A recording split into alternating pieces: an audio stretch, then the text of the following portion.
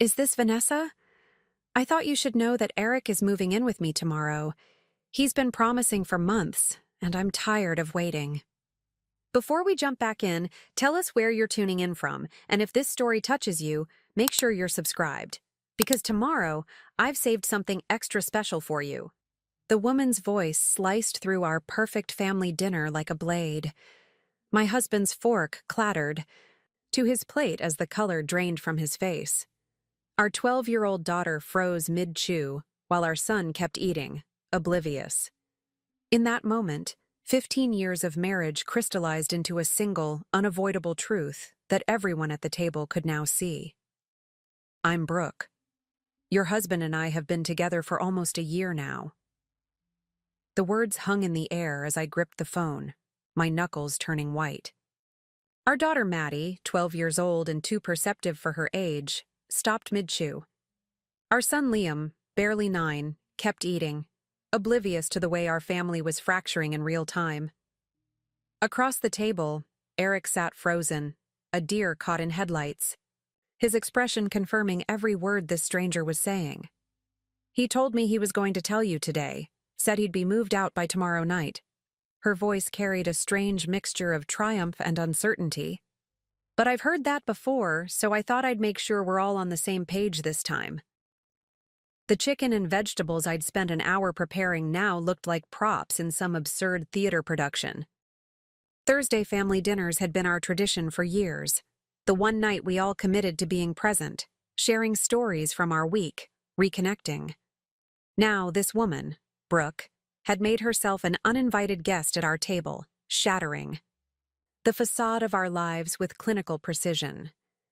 I think you've said enough, I managed, my voice steadier than I felt. I need to speak with my husband. I ended the call before she could respond. The silence that followed was deafening. Maddie's eyes darted between her father and me, already processing, already understanding. Liam had finally sensed something was wrong, his fork suspended midway to his mouth. "Kids, please go upstairs for a bit," I said quietly. "Dad and I need to talk." "Mom," Maddie began, her face already crumpling. "Now please," I said, infusing my voice with a calmness I was far from feeling. As their chairs scraped against the hardwood floor, Eric finally spoke, his voice barely above a whisper. "Vanessa, I can explain." "Not until they're upstairs." I cut him off, unwilling to let him spin whatever story he'd prepared while our children could hear. The sound of their footsteps on the stairs was followed by the gentle click of Maddie's bedroom door. Only then did I allow myself to look directly at my husband. This stranger I had slept beside for 15 years, the father of my children, the man who had apparently been planning to walk out on us tomorrow. A year? The word felt like glass in my mouth. "You've been with her for a year?" Eric's hands trembled as he pushed his plate away. "It's complicated." "Uncomplicate it," I demanded, surprised by the steel in my voice. "I didn't want you to find out this way," he said, running his hands through his graying hair I had watched change from dark brown over our years together. "I was going to tell you tonight, after dinner, when the kids were in bed." The absurdity of his concern for timing made something crack inside me. A laugh escaped my lips, sharp and humorless. "How considerate of you. And then what? You'd pack a bag and just disappear while they slept?" His silence was answer enough. The room seemed to tilt slightly as the full implications settled over me. Not just an affair, those can be momentary weaknesses, regrettable mistakes. This was calculated. This was an exit strategy. This was Eric systematically constructing a new life while maintaining the appearance of commitment to ours. "How long have you been planning to leave?" I asked, needing to understand the scope of his deception. "Vanessa, does it matter? It's not working between us.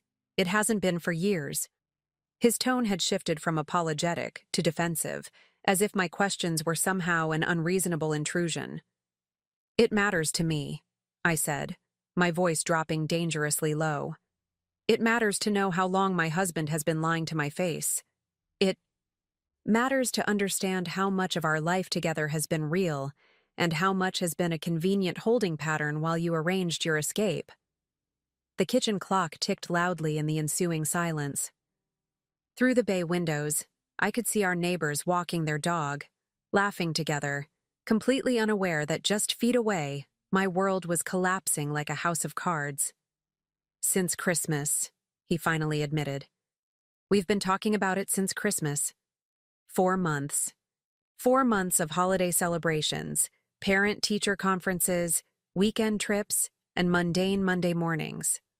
4 months of I love yous that were apparently nothing but placeholders. 4 months during which I had actually thought we were doing better than we had in years." My mind raced backward, calculating. If they'd been together for a year and planning his departure for 4 months, that meant 8 months of active betrayal before he even considered leaving.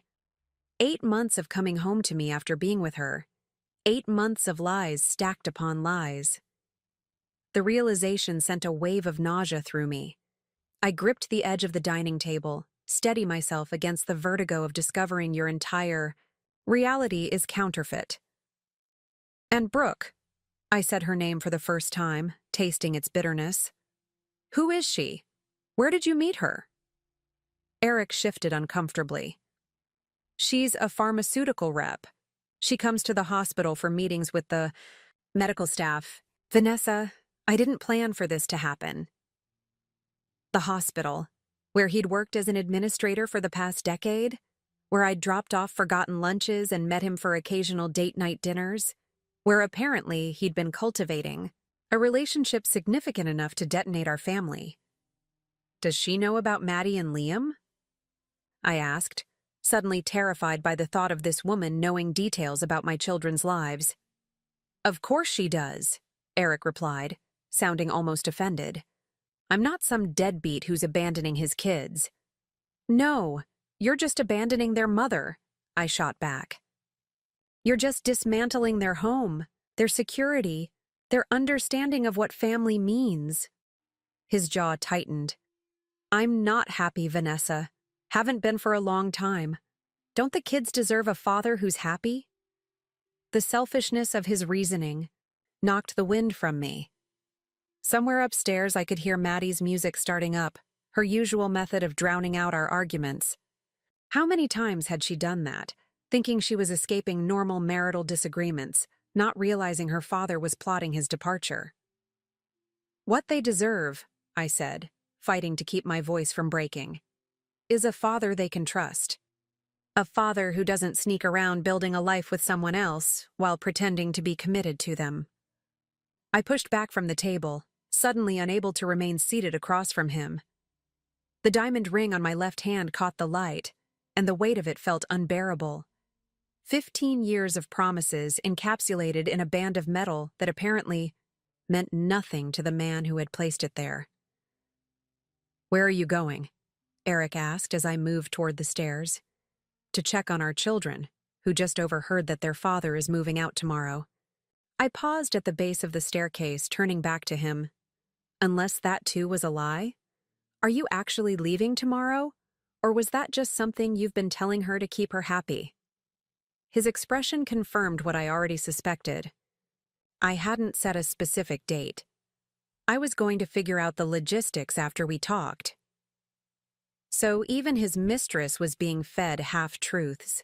There was something oddly validating in knowing I wasn't the only one being manipulated, though the revelation did nothing to dull the acute pain radiating through my chest. "Well, now you have a deadline," I said, surprising myself with the cold finality in my voice. "She's expecting you tomorrow. I suggest you start packing." As I climbed the stairs to comfort my children, to somehow explain that the foundation of their lives was being ripped away because their father was unhappy, I felt something unexpected beneath the crushing weight of betrayal. A flicker of clarity, of resolve. Eric had made his choice, methodically and deliberately, over the course of a year. Now I would make mine. And unlike him, I wouldn't be building my future on a foundation of secrets and lies. I would face this head-on, with the same strength. I'd always possessed, but had somehow forgotten while playing the role of devoted wife to a man who didn't deserve it. By the time I reached Maddie's door, tears streaming silently down my face, I had already begun to formulate a plan. Eric might be walking out the door tomorrow, but he was gravely mistaken if he thought he could simply stroll into his new life, leaving nothing but devastation in his wake. He would learn that betrayal comes at a cost I intended to ensure he paid in full. Preparing and narrating this story took us a lot of time, so if you are enjoying it, subscribe to our channel. It means a lot to us. Now back to the story. Maddie's door was closed, but not locked. I knocked gently, then pushed it open to find her sitting cross-legged, on her bed, headphones clamped over her ears, notebook open in front of her but clearly forgotten. When she saw me, she yanked the headphones off. "Is Dad really leaving?" Her voice was small, her eyes large and glistening with unshed tears. I sat beside her, my own heart splintering as I tried to formulate an answer that wouldn't collapse, under the weight of the truth. "Yes, sweetheart, it seems that way." "For that woman, the one on the phone?" I nodded, unable to dress it up with platitudes. "Did you know? Before tonight?" Maddie's questions were direct, unsparing in their precision. She had always been this way, analytical, observant, unwilling to accept simplified versions of complex realities.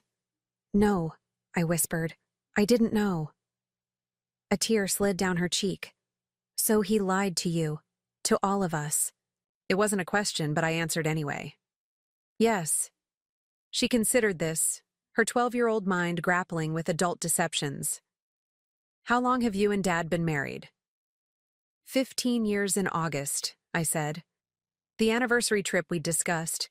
Just last week, a weekend in the mountains, just the two of us, now revealed itself as another fiction he'd never intended to fulfill. "That's my whole life plus 3 years, Maddie said, as if calculating the exact measurement of the betrayal. "That's like forever." "It felt that way to me too," I admitted. She leaned into me then, her thin shoulders shaking with silent sobs. I wrapped my arms around her, rocking gently as I had when she was small. Over her head, I surveyed her room. The science fair ribbons pinned proudly to her bulletin board, the bookshelf overflowing with novels and field guides, the star chart Eric had helped her create last summer. So many moments, so many memories embedded in these 4 walls. "What's going to happen to us?" she finally asked, pulling back to search my face. "To this house? To our family?" The question bore down on me with crushing weight. What indeed? Our life wasn't just emotional connections and shared memories. It was a tangible physical infrastructure that Eric had now destabilized. This 4-bedroom colonial in the suburbs that we'd purchased 7 years ago, stretching our budget to get into the right school district. The mortgage with 23 years of payments remaining. The investment accounts for the kids' college. Funds. The joint checking and savings. The health insurance through Eric's job at the hospital. "I don't know all the details yet," I told her honestly. "But I promise you this. You and Liam are my priority. Whatever happens, I will make sure you're taken care of." She nodded, searching my face for reassurance I wasn't sure I could authentically provide. How could I promise stability when the foundation had just been ripped from beneath us? "Should I check on Liam?" she asked, her innate protectiveness of her younger brother surfacing even amid her own pain. "Let me do that," I said, kissing her forehead.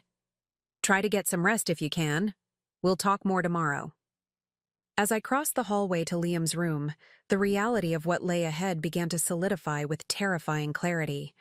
Single parenthood, financial restructuring, legal battles, the emotional fallout that would ripple through our lives for years to come. I found Liam in his bed, blanket pulled up to his chin, eyes wide open staring at the ceiling decorated with the glow-in-the-dark stars Eric had meticulously arranged into accurate constellations. "Hey, buddy," I said softly. sitting on the edge of his bed. "Is Dad mad at us?" he asked immediately, his voice small and worried. The question pierced my heart. Of course that would be his interpretation, that he had somehow caused this catastrophe. "No, sweetheart, not at all. Dad loves you very much." I stroked his hair, choosing my words carefully. Sometimes grown-ups make decisions that have nothing to do with their children. This is one of those times. "But he's leaving. Maddie said he's leaving us for another lady." I silently cursed the thin walls of our home, the impossible task of shielding one child from information the other had already absorbed. "Dad and I are having some problems right now," I explained, the understatement of the century. "He's going to be staying somewhere else for a while." "With the lady on the phone?" His directness was disarming. "Yes," I admitted, seeing no point in fabricating a cover story he would eventually see through. Liam was quiet for a moment, processing. "Will I still see him?" "Of course you will," I assured him, though I had no idea what custody arrangements might eventually materialize from this wreckage. "You're his son. He loves you." Liam nodded, seemingly satisfied with this answer, though the tremble in his lower lip betrayed his continued distress. "Can you leave the hall light on tonight?"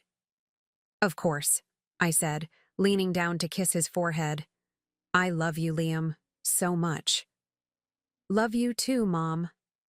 As I left his room, leaving the door ajar and the hallway light on as promised, I was struck by the profound injustice of what Eric had done. Not just to me, a wife can recover from betrayal, can rebuild a life, but to these innocent children whose sense of security he had obliterated for his own selfish desires. Downstairs, I found Eric in his home office, phone pressed to his ear, speaking in hushed tones. He looked up guiltily when he saw me in the doorway. "I have to go," he said quickly into the phone, ending the call. "Brooke?" I asked, though I knew the answer. He nodded, having the decency to look ashamed. "She's upset. Says she didn't mean to blurt it out like that. She thought you already knew." "How convenient for both of you," I replied, my voice dripping with barely contained contempt. "Our children are upstairs trying to understand why their father is abandoning them. But please, by all means, comfort your mistress during her time of distress." Eric flinched at the word mistress. "It's not like that, Vanessa. Brooke and It's a real relationship." "A real relationship built on deceit," I countered. "How romantic." I moved into the office, my office too, where I ran my freelance graphic design business, where our family finances were organized, where the evidence of our intertwined lives was scattered across filing cabinets and bookshelves. "What were you planning to tell them?" I asked, gesturing upstairs. "Before your girlfriend accelerated the timeline?" Eric ran a hand through his hair, a nervous habit I'd once found endearing.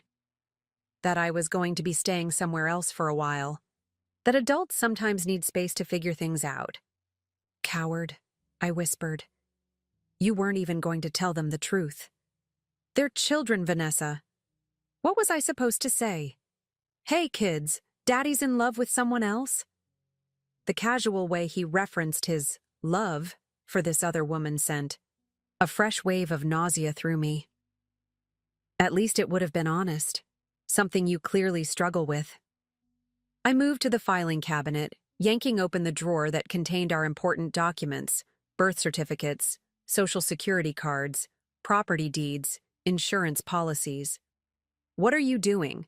Eric asked, alarm evident in his voice.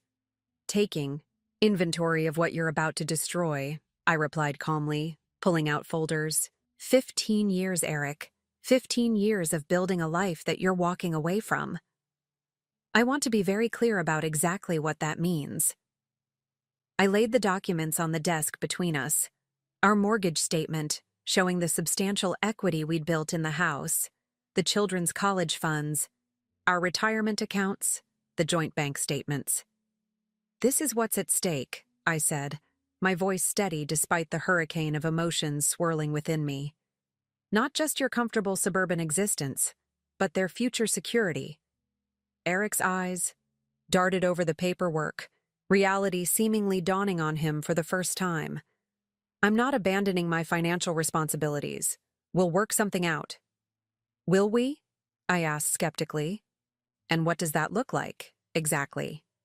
You supporting 2 households on your salary?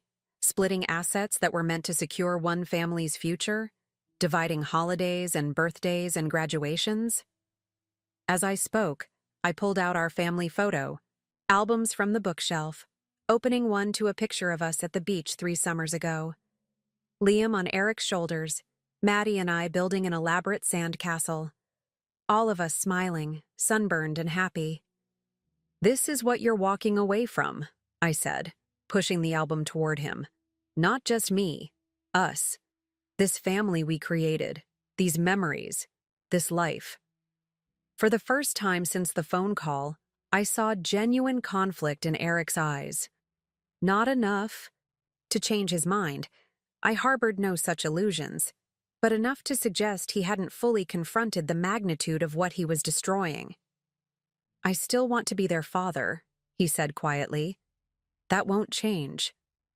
Everything will change, I corrected him. You're choosing to make sure of that.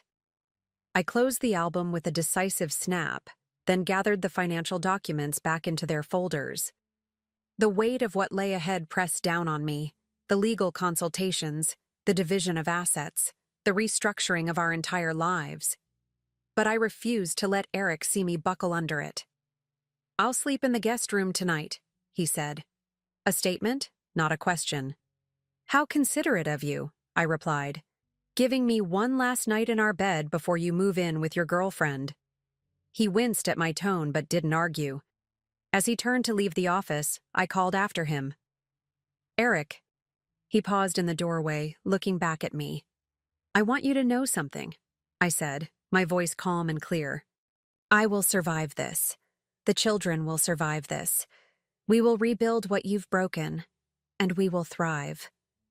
But you have made a choice tonight that will ripple through all of our lives forever. I hope she's worth it.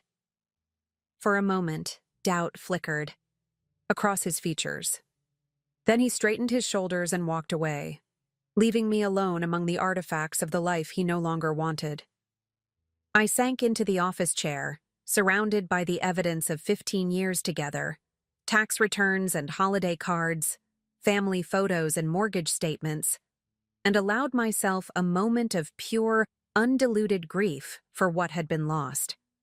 Tomorrow would require strength, strategy, and determination. But tonight, just for tonight, I would mourn the death of the life I had believed in.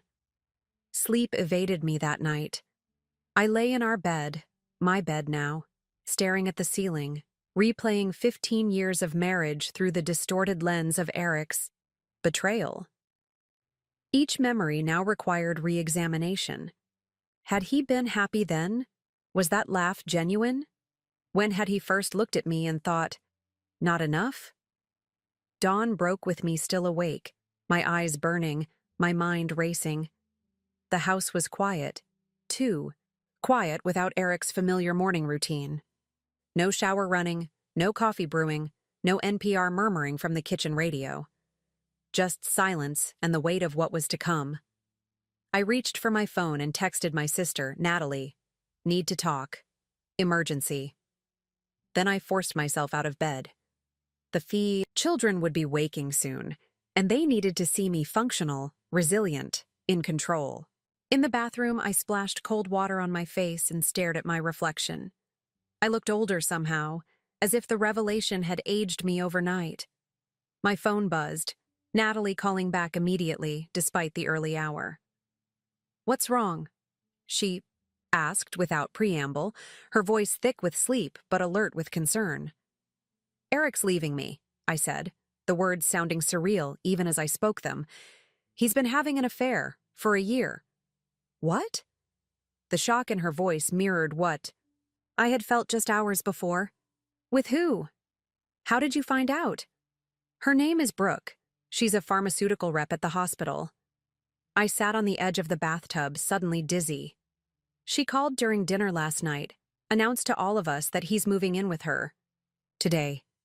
Oh my God, Vanessa. Natalie's voice dropped to a horrified whisper. The children heard? Everything, I confirmed.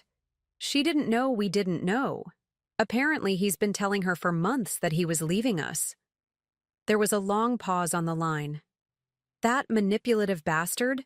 Natalie finally said, her initial shock giving way to protective anger. I'm coming over. Give me an hour. Thank you, I breathed, relieved not to face the day alone. After hanging up, I stood under the shower until the hot water ran cold, letting it wash away my tears. By the time I emerged, dressed, and made my way downstairs, I heard movement from the guest room. Eric was up. I busied myself in the kitchen, starting coffee and preparing cereal for the kids. Normalcy, or at least its appearance, felt important this morning. Eric entered a few minutes later, looking as haggard as I felt. He'd clearly slept as poorly as I had. Morning, he said awkwardly, hovering in the doorway as if unsure of his welcome in what had been his kitchen just yesterday. I didn't respond, focusing instead on setting out bowls and spoons with mechanical precision. Vanessa, he tried again. We should talk about how to handle today, with the kids. I turned to face him, my expression deliberately neutral. You're still leaving today? He hesitated, then nodded. I think it's best. A clean break. Clean for whom? I asked coldly. Certainly not for Maddie and Liam. Before he could respond, my phone chimed with a text notification. I glanced down, expecting Natalie, but saw instead a number I didn't recognize. This is Brooke. I'm sorry about last night. I truly thought you knew. Can we talk? The audacity stole my breath. I showed the screen to Eric, whose face contorted with panic. She has your number too? I asked, a fresh wave of violation washing over me. I didn't give it to her, he said quickly. I swear. A horrible thought struck me. My God, Eric, has she been in our house? While we were gone? His expression told me everything. Just once, he admitted, about 2 months ago. You were at that graphic design conference in Chicago with the kids visiting your parents. The room tilted dangerously. This woman had been in my home, walked through my rooms, perhaps even sat on my furniture, all while I was obliviously pursuing my career and caring for our children. The invasion felt physically sickening. Did you sleep with her in our bed?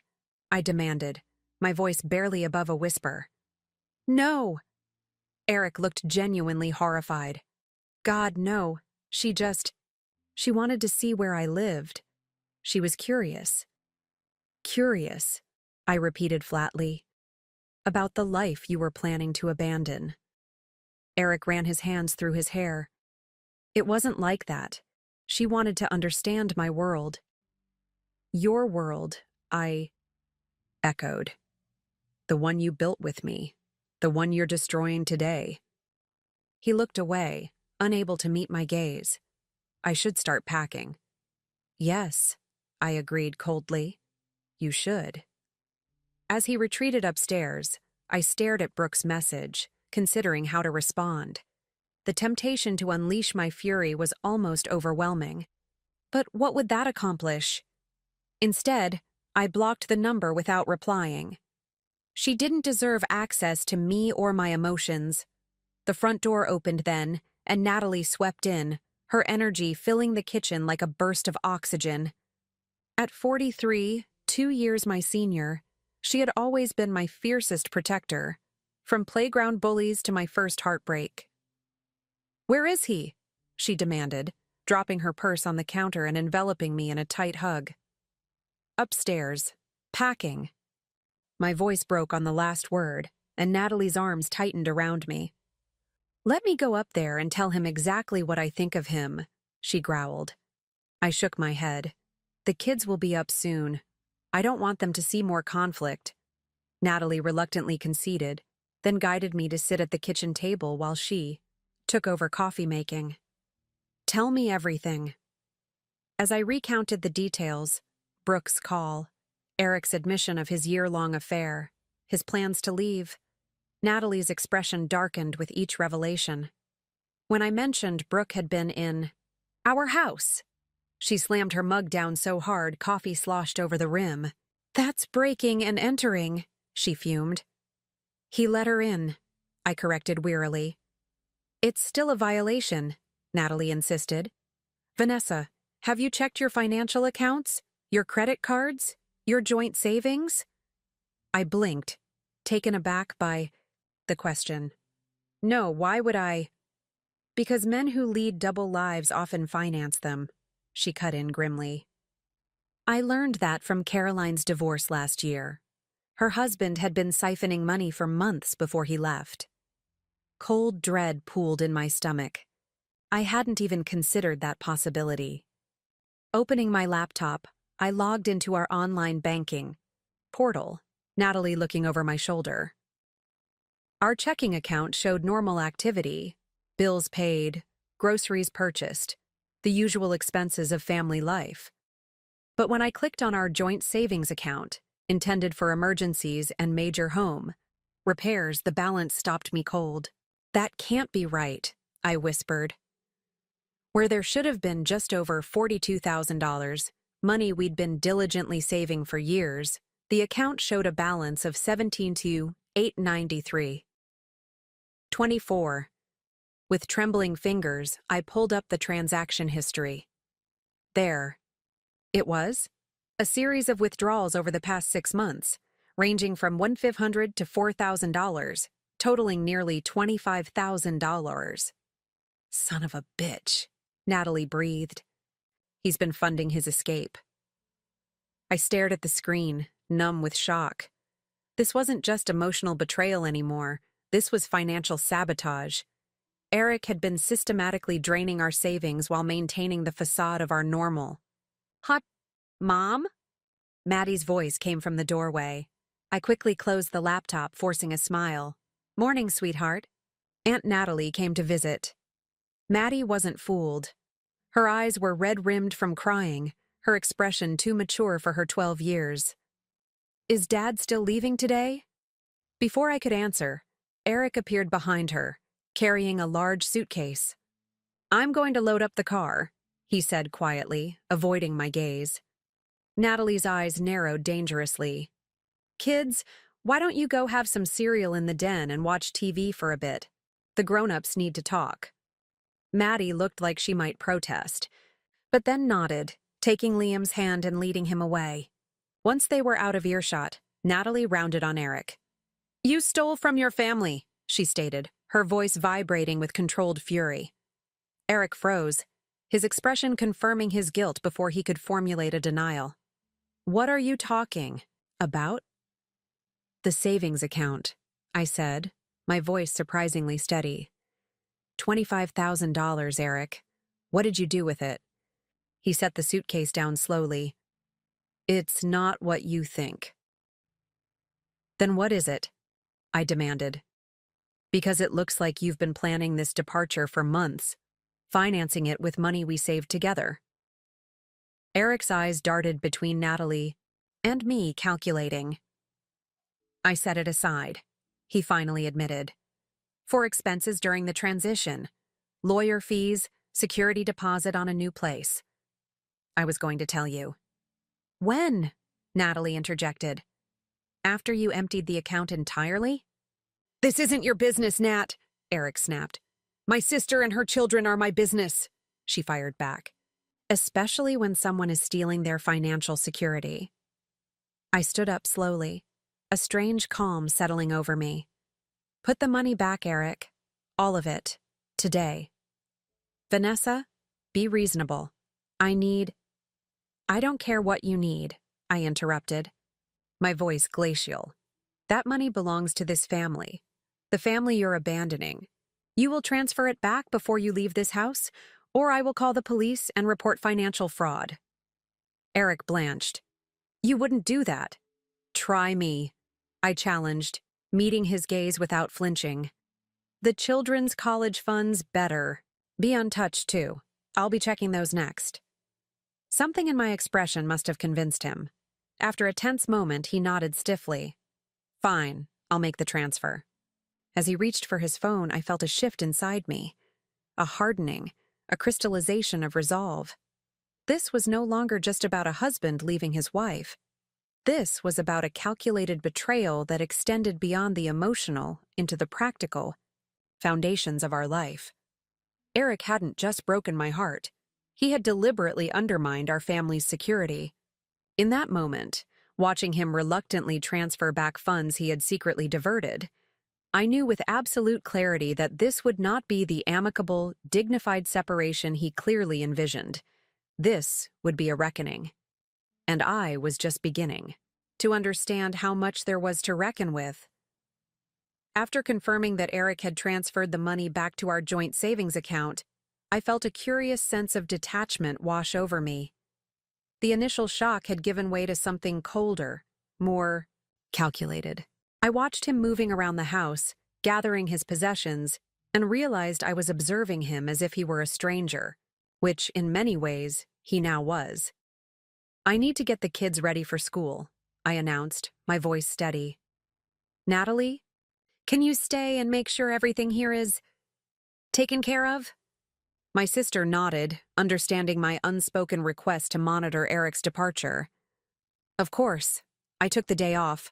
I'm not going anywhere. Eric looked between us, frowning. The kids shouldn't go to school today, not with everything that's happening. What's happening is their father is leaving, I replied evenly. That's no reason to disrupt their education as well as their home life. Vanessa, be reasonable. Don't, I cut him off, my tone sharp enough to make him flinch. Don't tell me what's reasonable when you've been lying to all of us for a year. Before he could respond, I turned and headed upstairs to find the children. Maddie was in her room, already dressed in jeans and a hoodie, her backpack packed. Beside her, always the organized one, even in crisis. We're still going to school? She asked, her expression unreadable. Yes, I confirmed. I think routine is important right now. She nodded slowly. So Dad can leave while we're gone. Is that the plan? Sometimes I forgot how perceptive she was, how little got past her. Partly, I admitted, but also because I need some time to think, and I can do that better knowing you're safe at school, doing normal things. Nothing feels normal anymore, Mom. I sat beside her on the bed, taking her hand. I know, sweetheart, and I'm so sorry about that. But we're going to get through this. I promise. He's really moving in with that woman? Today? The hurt in her voice made my chest ache. That's what he says, I replied, careful not to let my own bitterness seep into my tone. But I want you to know something important. No matter what happens with your dad and me, we both love you and Liam. That hasn't changed, and it won't change. Maddie's eyes filled with tears. But everything else is changing. I couldn't argue with that. Instead, I hugged her close, letting her cry against my shoulder. Change can be scary, I whispered into her hair. But we're strong, Maddie. Stronger than you know. We'll figure this out together. After a moment, she pulled away, wiping her eyes. I'll go check on Liam, make sure he's getting ready. I watched her go, marveling at her resilience. Then I moved to the master bathroom and stared at my reflection again. The woman looking back at me seemed different from yesterday. Harder, more focused. Good. I would need that strength in the days to come. 15 minutes later, we were all downstairs. Eric stood awkwardly by the door as the children ate breakfast, Natalie supervising from the kitchen island, her expression making it clear she was guarding against any further financial maneuvers. I should say goodbye to the kids, Eric said quietly when I approached. I nodded. Yes, you should. But Eric... I lowered my voice so only he could hear. If you make promises you don't intend to keep, if you hurt them more than you already have, there will be consequences. His eyes widened slightly at my tone. They're my children too, Vanessa. Then start acting like a father, I replied coldly. A father doesn't abandon his family for a woman he's known less than a year. Eric looked like he might argue, but then seemed to think better of it. He moved to the kitchen table, crouching between Maddie and Liam's chairs. "Hey guys," he began, his voice unnaturally cheerful. "I know things are a bit confusing right now." Maddie stared stonily at her cereal. Liam looked up with wide, uncertain eyes. "I'm going to be staying somewhere else for a while," Eric continued, "but I'll still see you all the time. We can do fun things together on weekends, and I'll come to all your school events." "With her?" Maddie asked suddenly, looking up to fix her father with an accusing stare. Eric faltered. "Well, sometimes maybe. Brooke is. She's going to be part of my life now, and I hope someday you'll get to know her." "I don't want to," Maddie interrupted flatly. "I don't want to know the person who broke up our family." Eric glanced at me, as if expecting me to intervene, to soften Maddie's stance. I remained silent. These were her feelings, valid and raw. I wouldn't police them to make him more comfortable. "Maddie, it's more complicated than that," Eric tried again. "Sometimes adults, their feelings change. That doesn't mean I don't love you and Liam with all my heart." "If you loved us, you wouldn't leave," Liam said quietly, his lower lip trembling. The simplicity of the statement hit like a physical blow. Eric looked stricken, clearly unprepared for such direct confrontation from his 9-year-old son. "Buddy, that's not true," he protested. "I do love you, so much, and we'll still have lots of time together." "When?" Liam demanded. "After school? On weekends? When we get sick? Will you still come to my baseball games?" "Of course I will," Eric assured him. "I wouldn't miss them." "You missed the last two," Liam pointed out, his expression breaking my heart with its mixture of hurt and accusation. "You said you had to work late." The realization struck us, both simultaneously. Those late nights at the hospital had likely been spent with Brooke. Eric had already been choosing her over his children's activities. "I'll be there for the next one," Eric promised, his voice strained. "I swear." "Time for school," I interjected, unable to watch this painful exchange continue. "Go brush your teeth and grab your backpacks." The children slid from their chairs, Maddie taking Liam's hand as they headed upstairs. Once they were out of earshot, I turned to Eric. "You've been missing their events for her," I stated, not a question but an indictment. Eric had the grace to look ashamed. "Not all of them, just sometimes." "Those moments matter, Eric. They're children. They notice who shows up for them, and who doesn't." "I know that," he snapped, defensive now. "I don't need parenting advice from you." "Clearly you need it from someone," Natalie interjected from her position at the island. "Since you're failing spectacularly at the moment." Eric glared at her. "Natalie, with all due respect." "You haven't earned any respect," she cut in. "Not after what you've done." I raised a hand, stopping their brewing argument. "Not now. Not with the kids upstairs." I turned to Eric. "When will you be back for the rest of your things?" He seemed taken aback by the practical question. I'm not sure. Maybe this weekend?" "Fine. Text me first. I'd prefer the children not be here." "Vanessa." He started, then stopped, seemingly unsure what to say.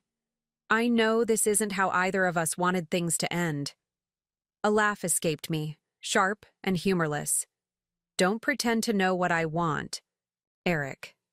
You forfeited that right when you started sleeping with a pharmaceutical rep while telling me you were working late." His face flushed with anger or embarrassment. I couldn't tell which and didn't care. "This isn't productive." "No," I agreed coldly. "Neither was our marriage, apparently." The sound of footsteps on the stairs signaled the children's return. Eric straightened, composing his expression into something resembling fatherly concern.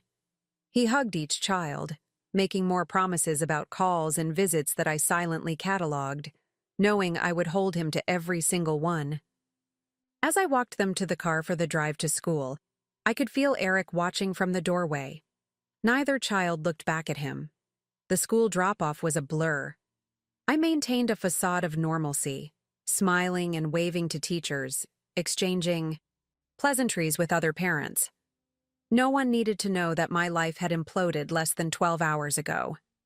The children seemed to take their cue from me, going through the motions of their morning routine with admirable composure.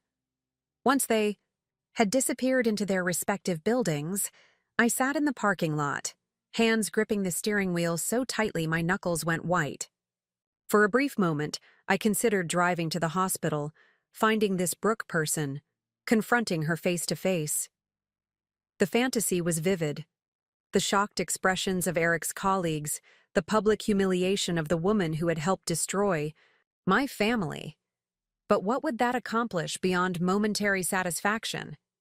It would make me look unstable, desperate. It would turn me into a spectacle, a cautionary tale whispered about in hospital corridors. No. That wasn't the way forward. I started the car and drove, not home where Eric might still be packing, but to the coffee shop near my favorite park. Once there, I ordered a large coffee, found a quiet corner table, and pulled out a notebook and pen from my purse. Think, Vanessa, I murmured to myself. Don't react. Plan. On the blank page, I began to list everything I knew. Eric has been having an affair with Brooke for approximately 1 year. He has been planning to leave for at least 4 months. He withdrew $25,000 from our joint savings without my knowledge. He has allowed Brooke into our home at least once. He has been missing children's events to spend time with her. Then I made a second list of what I needed to know. What is our exact financial situation? What are my legal rights regarding the house, custody, assets? How much has Eric told Brooke about our personal lives? Are there other accounts or assets I don't know about? And finally, a third list of immediate actions. Contact a divorce attorney. Secure copies of all financial records. Change passwords on personal accounts. Establish clear boundaries for Eric's contact with the children. Find a therapist for the children and myself. Looking at the lists, I felt a strange sense of calm descend. This was manageable. Difficult, painful, but manageable. By breaking down the overwhelming situation into concrete problems with specific solutions, I had given myself a roadmap through the chaos. My phone buzzed with a text from Natalie. He's gone. Took about 6 suitcases and his computer. I'm still here. You okay? I typed back. On my way home. Made a plan. As I drove back to the house, my house now, I supposed, I realized that the crushing pain I had felt last night had transformed into something different. Not gone, certainly, but channeled into a clear-eyed determination. Eric had made his choice, calculating and deliberate.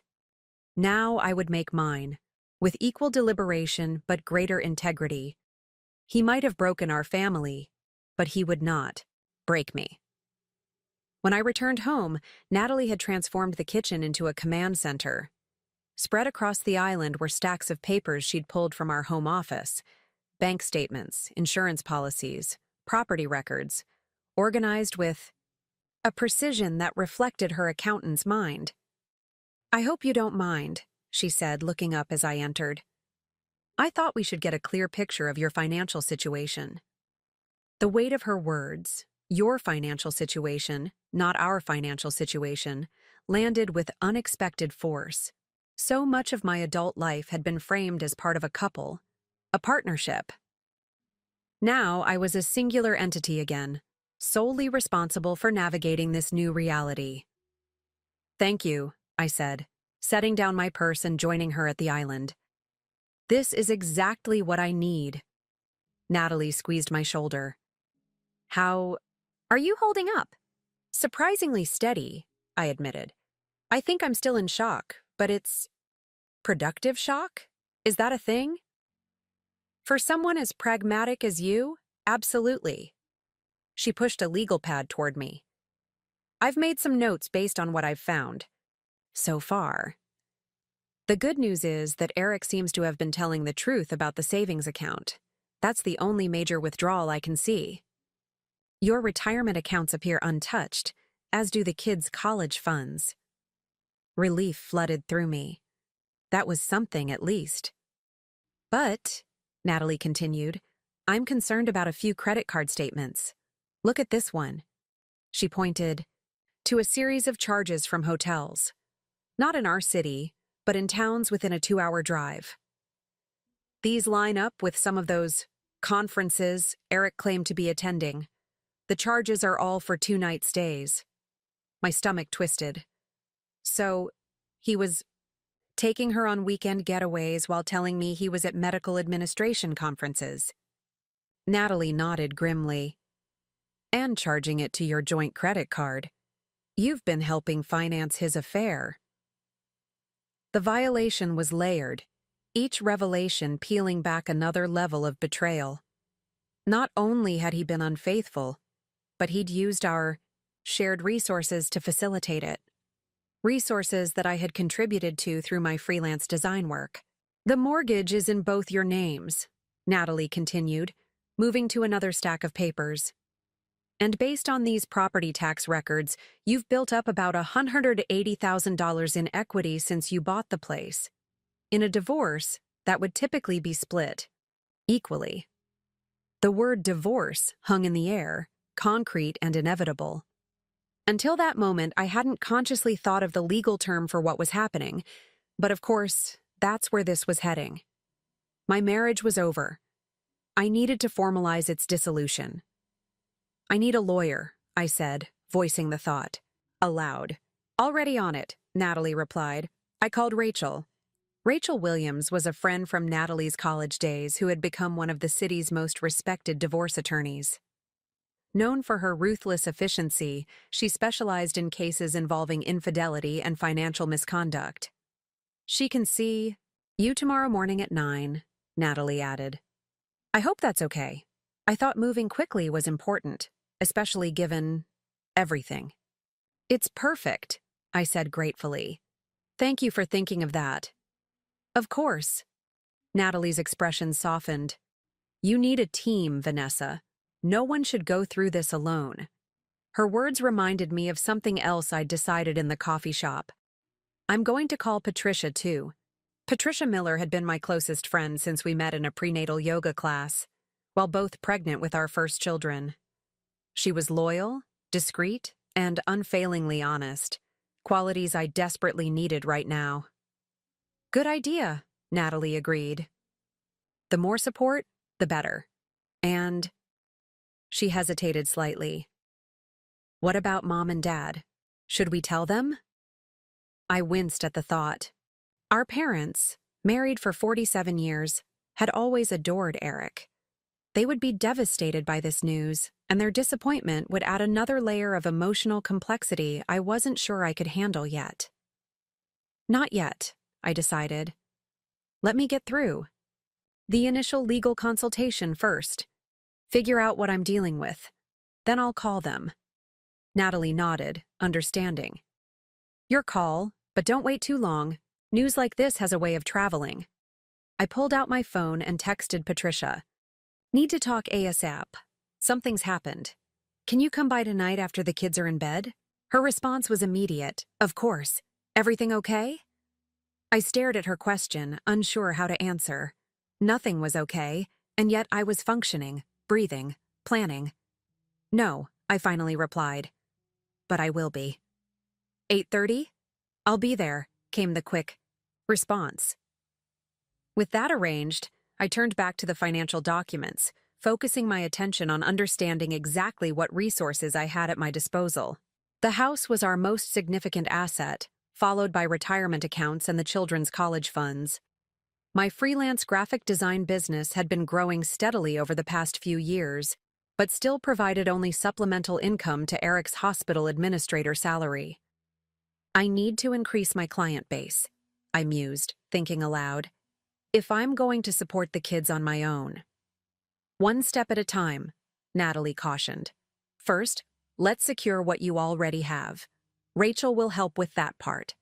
We spent the next hour organizing documents, making copies of important papers, and creating a comprehensive inventory of assets. By the time we finished, it was nearly time to pick up the children from school. I'm coming with you, Natalie announced when I grabbed my car keys. You don't have to do that, I protested. I know I don't have to. I want to. Besides, those kids could use a little extra love today. I couldn't argue with that. The school pickup went as smoothly as could be expected under the circumstances. Both children were subdued but composed. Liam brightened considerably when he saw Natalie in the car, immediately launching into a story about the classroom guinea pig that had escaped during science period. Aunt Natalie, are you staying for dinner? He asked as we drove home. If that's okay with you guys, she replied, glancing at me for confirmation. More than okay, I assured her. In fact, Aunt Natalie might be staying with us for a few days. Would you like that? Liam nodded enthusiastically.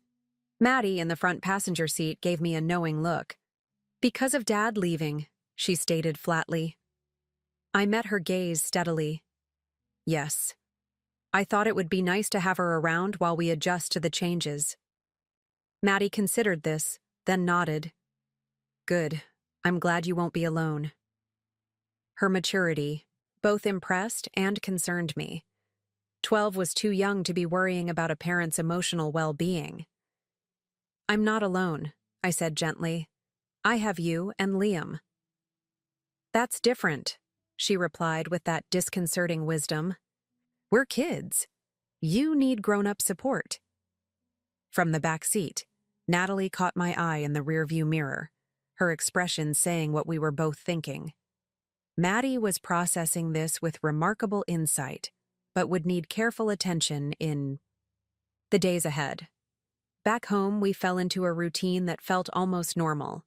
Homework at the kitchen table, dinner preparation, casual conversation about school events and upcoming projects. If not for the conspicuous absence of Eric and the undercurrent of tension, it might have been any ordinary afternoon. After dinner, as the children retreated to their rooms for pre-bedtime activities, I found myself standing in the master bedroom, staring at Eric's side of the closet. Though he had taken several suitcases worth of clothing, much remained, suits, hanging neatly, dress shoes lined up on the rack, casual wear folded in drawers. The physical remnants of his presence felt like a taunt. Without conscious thought, I began pulling items from hangers. Expensive suits he'd bought for hospital fundraisers, designer shirts I'd gifted him for birthdays and Christmases. Soon a pile formed on the bed, growing larger as I methodically emptied his side of the closet. What are you doing? Natalie asked from the doorway, watching with raised eyebrows. Reclaiming my space, I replied, not breaking rhythm as I pulled another suit from its hanger. If he wants to live with Brooke, he can keep his possessions with Brooke. Natalie stepped into the room, surveying the heap of clothing. Want some boxes? I saw some in the garage from that furniture delivery last month. Perfect. Together, we worked silently, folding and packing Eric's remaining clothes, toiletries, books, and personal effects. There was something therapeutic about the process. Each item removed felt like severing another tie that bound me to him. What about his drawer in the nightstand? Natalie asked, pointing to his side of the bed. I opened it cautiously, half expecting to find more evidence of betrayal. Instead, I found the mundane artifacts of a shared life: reading glasses, a half-empty tube of hand cream, a dog-eared novel, charging cables. As I swept the contents into a box, a small leather-bound book caught my eye. I pulled it out, recognizing it as the pocket planner Eric carried to keep track of meetings and appointments. Should I look? I asked Natalie, turning the planner over in my hands. She shrugged. It might contain useful information for your meeting with Rachel tomorrow. Decision made, I opened it, flipping through the pages of the current month. Most entries were benign: board meetings, staff evaluations, doctor's appointments for the children. But as I turned to previous months, patterns emerged. Regular. Blocks of time labeled simply B appeared every few days, often during hours he had told me he was working late or attending committee meetings. B for Brooke, Natalie said, reading over my shoulder. Not exactly a master of deception, is he? He didn't need to be, I replied bitterly. I trusted him completely. As I turned back further through the planner, I stumbled upon an entry from January that made me freeze. Tiffany, ring. Oh my God, I whispered, showing Natalie. Her eyes widened. He bought her jewelry? Not just jewelry, a ring. The implication was clear and devastating. He's been planning to marry her. The discovery hit with physical force, stealing my breath. One thing to have an affair, to decide to leave your family. Another entirely to be planning a new marriage, while still entrenched in the current one. The level of calculated deception was staggering. Vanessa, Natalie began carefully, this changes things. If he's been planning to remarry, there may be other preparations we haven't found yet. Joint accounts, property. The doorbell rang, interrupting her speculation. I glanced at my watch. 8:30. Patricia had arrived. I need to get that, I said, setting the planner aside. But I'm keeping this as evidence. Natalie nodded. Go. I'll finish up here and check on the kids. As I descended the stairs, I felt a peculiar lightness. Each revelation, though painful, clarified my path forward. The discovery of Eric's intentions regarding Brooke had somehow crystallized my own resolve. I was no longer merely responding to a crisis. I was actively charting a course through it. Patricia stood on the porch, a tote bag slung over her shoulder, that I knew contained wine and chocolate, her standard emergency kit for difficult conversations. Her expression was worried but determined. What's happened? She asked immediately. I opened the door wider, inviting her in. Eric's been having an affair for a year. He's moved out. I need your help figuring out what comes next. Patricia's reaction to my revelation was exactly what I needed. A perfect blend of outrage on my behalf and pragmatic focus on next steps. After the initial shock wore off, she pulled a legal pad from her tote bag, bypassing the wine for the moment. Tell me everything, she instructed, pen poised. And I mean everything, Vanessa. Details matter. For the next hour, while Natalie supervised the children's bedtime routine upstairs, I recounted the events of the past 24 hours. Brooke's call, Eric's admissions, the financial discoveries, and the most recent revelation about the ring purchase. Patricia took meticulous notes, occasionally interrupting with clarifying questions. As a paralegal at a corporate law firm, she had a knack for identifying relevant facts and potential legal issues. This planner entry about the ring, she said, tapping her pen against the pad. What exactly did it say again? I retrieved the small leather-bound book from the coffee table where I'd left it. Just Tiffany, ring on January 18th. Patricia held out her hand. May I? I passed her the planner, and she carefully examined the entry, then flipped through surrounding pages. There's something else here, she said, pointing to an entry. A week later. Look, B, lease discussion? I leaned closer. She was right. The entry was small, squeezed in beside a hospital board meeting, but unmistakable. They were discussing a lease in January, I murmured. Months before he claimed they were planning to move in together. Patricia continued paging through the planner, her expression growing increasingly concerned. Vanessa, there's a pattern here. Look at these entries. She pointed to several notations scattered throughout February and March. Condo tour, mortgage pre-approval, B, furniture shopping. He's been planning to buy property with her, I said, the realization dawning with horrifying clarity. Not just move into her place. They're purchasing something together. Patricia nodded grimly. which means there could be financial entanglements we haven't uncovered yet. Pre-approval means he's provided financial documents to a lender, possibly made commitments. My mind raced with implications. If Eric had been approved for a mortgage with Brooke, what financial information had he disclosed? What assets had he committed to this purchase? And most importantly, had he already signed any binding agreements that could affect our marital assets? I need to find out more, I said, standing abruptly. Tomorrow at my meeting with Rachel, but also now. There might be emails, documents. His computer, Natalie suggested, coming down the stairs. The kids are asleep. What did I miss? Patricia quickly filled her in on our discovery while I considered Natalie's suggestion. Eric had taken his laptop when he left, but he often worked from our desktop computer in the home office, especially when reviewing financial documents that were easier to see on the larger monitor. The desktop might have some information, I agreed, already moving toward the office. He sometimes stays logged into accounts.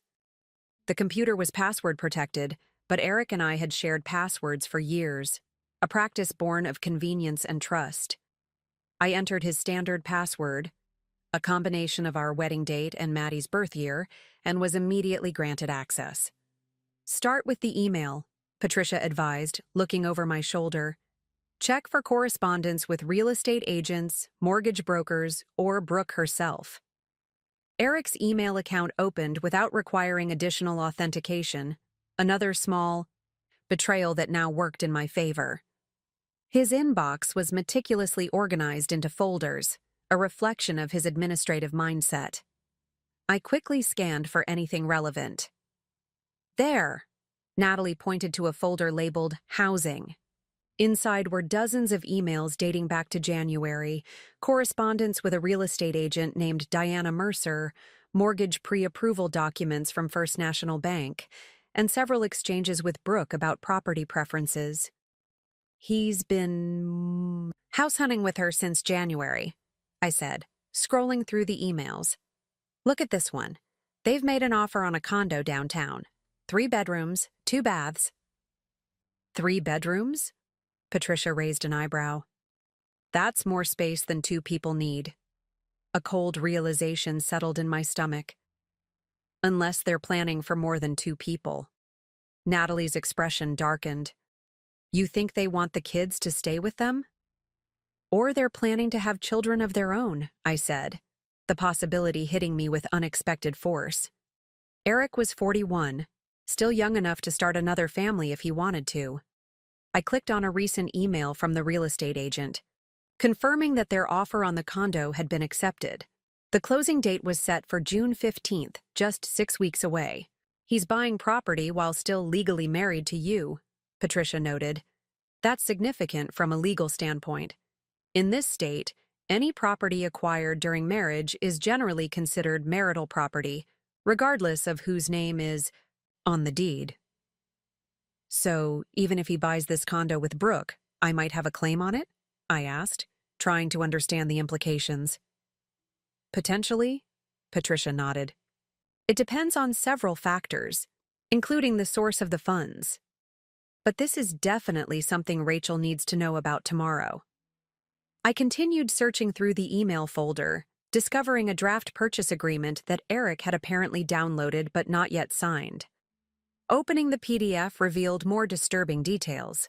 The purchase price was $685,000, with a down payment of $137,000. That's a substantial down payment, Natalie observed.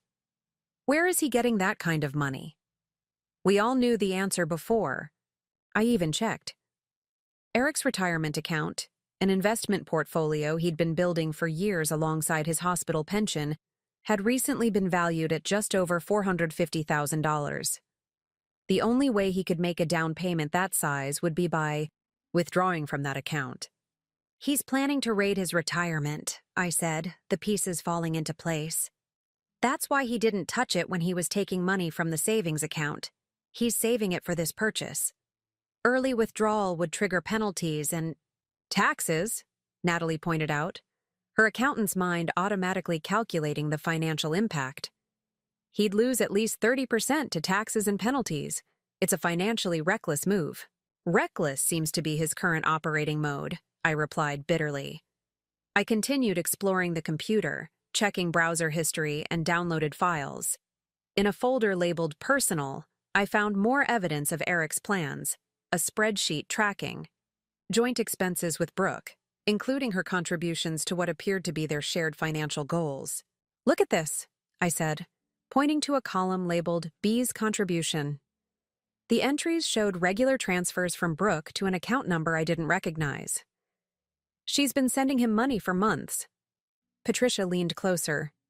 That's not a joint account you share with him, is it? No. Our accounts all start with different numbers.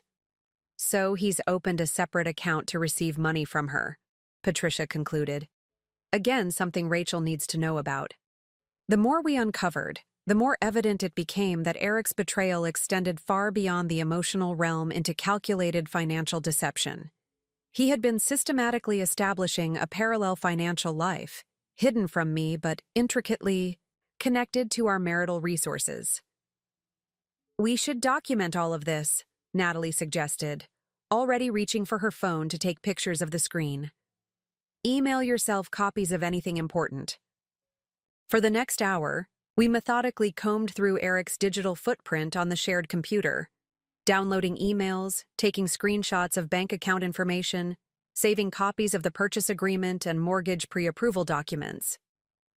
Every discovery added another layer to the picture of Eric's duplicity. Beyond the financial revelations, there were personal ones that cut just as deeply. In his photo library, I found dozens of pictures of Eric and Brooke together, at restaurants, on weekend trips, even at what appeared to be her family's holiday gathering. The timestamps confirmed they dated back to last spring, almost exactly, when he claimed their relationship had begun. He took her to meet his parents, I said numbly, opening a photo from March that showed Eric and Brooke with his mother and father at their lakeside cottage. He told me he was going alone to help them open the place for the season. The betrayal felt fresh again, raw and personal. My in-laws of 15 years, people who had sent me birthday cards and Christmas gifts, who had cradled my newborn children, had met the woman who was destroying their son's marriage and said nothing to me. Did they know? Patricia asked gently, that he was still married? They must have, I replied, the hurt evident in my voice. Unless he lied to them, too. The possibility that Eric had deceived his own parents seemed both unlikely and entirely possible given everything else we'd discovered. The man who had methodically constructed this double life had proven himself capable of extraordinary deception. As midnight approached, exhaustion began to set in. We had compiled a substantial dossier of evidence, financial records, emails, photographs, calendar entries, all documenting Eric's year-long campaign to establish a new life while maintaining the facade of our marriage. I think we've done enough for tonight, Patricia said, noticing my fatigue. You need rest before your meeting with Rachel tomorrow. She was right. My mind was beginning to fog with the emotional and intellectual exertion of the past hours. But there was one more place I needed to check before I could stop for the night. I want to look at his text messages, I said, pulling out my phone. While we didn't share devices, our family plan included a feature that backed up text messages to our cloud account, another convenience that now served a different purpose.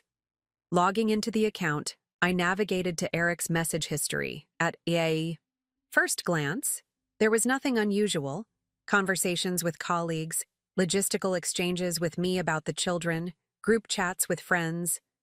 But when I searched specifically for Brooke's number, which I'd identified from the blocked call on my phone, hundreds of messages appeared. He deleted these from his phone, I realized, but forgot they would still be in the cloud backup. The messages painted a vivid picture of their relationship's evolution, from flirtatious workplace interactions to explicit exchanges about their future together. What struck me most, however, were the messages about me. She's completely clueless. Eric had written in one exchange from October, "Thinks I'm working late again. If only she knew what I was really doing." The mockery in his tone was unmistakable, the cruel satisfaction of deceiving someone who trusted him completely. "That bastard," Natalie whispered, reading over my shoulder. He was enjoying the deception. I couldn't deny the evidence before me. Eric hadn't just fallen in love with someone else and struggled with how to end our marriage. He had reveled in the duplicity, finding pleasure in maintaining the lies that were slowly destroying our family's foundation. "I think I've seen enough," I said quietly, setting the phone down. The depth of his betrayal was becoming an abyss I couldn't continue to explore tonight. Patricia squeezed my shoulder.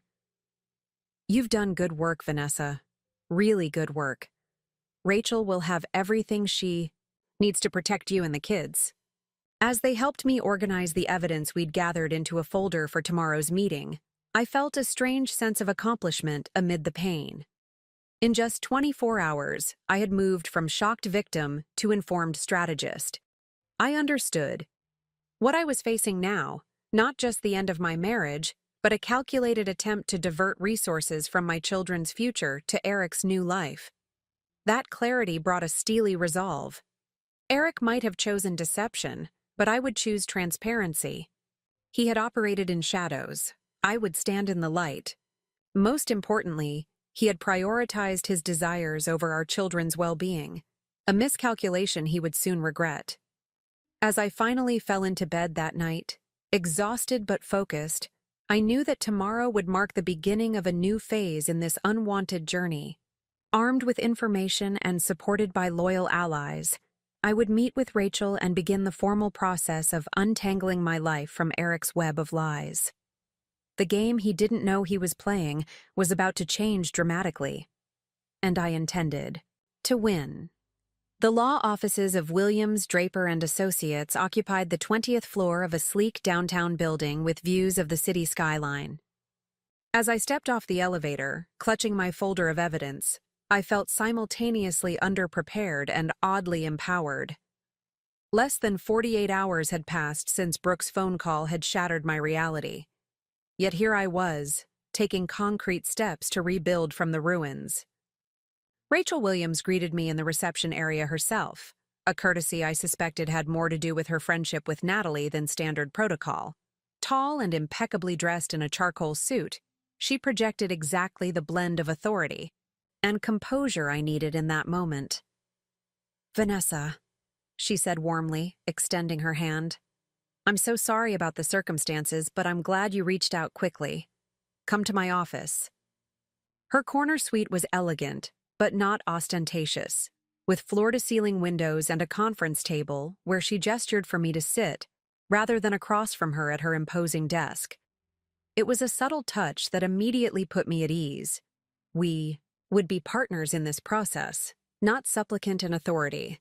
"Natalie mentioned some of the basics," Rachel began once I was settled. "But I'd like to hear everything directly from you. Start from the beginning, and don't worry about whether something seems legally relevant. I'll sort that out." For the next 45 minutes, I methodically recounted the events since Brooke's call, including all the information we had gathered from Eric's planner, emails, and financial records. Rachel took notes on a legal pad, occasionally asking clarifying questions but mostly listening with focused attention. When I finished, she set down her pen and looked at me with a mixture of sympathy and professional assessment. "First of all, I want to acknowledge how difficult this must be. The abrupt discovery of infidelity is traumatic under any circumstances, but the calculated nature of Eric's deception adds another dimension entirely." I nodded, appreciating her validation without wanting to dwell on it. "What I need to know is where I stand legally. What can I do to protect myself and my children?" Rachel smiled slightly. "That's exactly the right question. And fortunately, based on what you've told me and the evidence you've gathered, you're in a stronger position than many clients who walk through my door." She opened a sleek laptop and began typing notes as she outlined our options. "In this state, we have no-fault divorce as the standard. But there are circumstances where fault can be relevant to financial settlements and custody arrangements. Eric's financial deception, particularly the removal of funds from joint accounts, and the apparent attempt to purchase property during the marriage without your knowledge, could potentially impact how assets are divided. "What about the children?" I asked, my primary concern always returning to Maddie and Liam.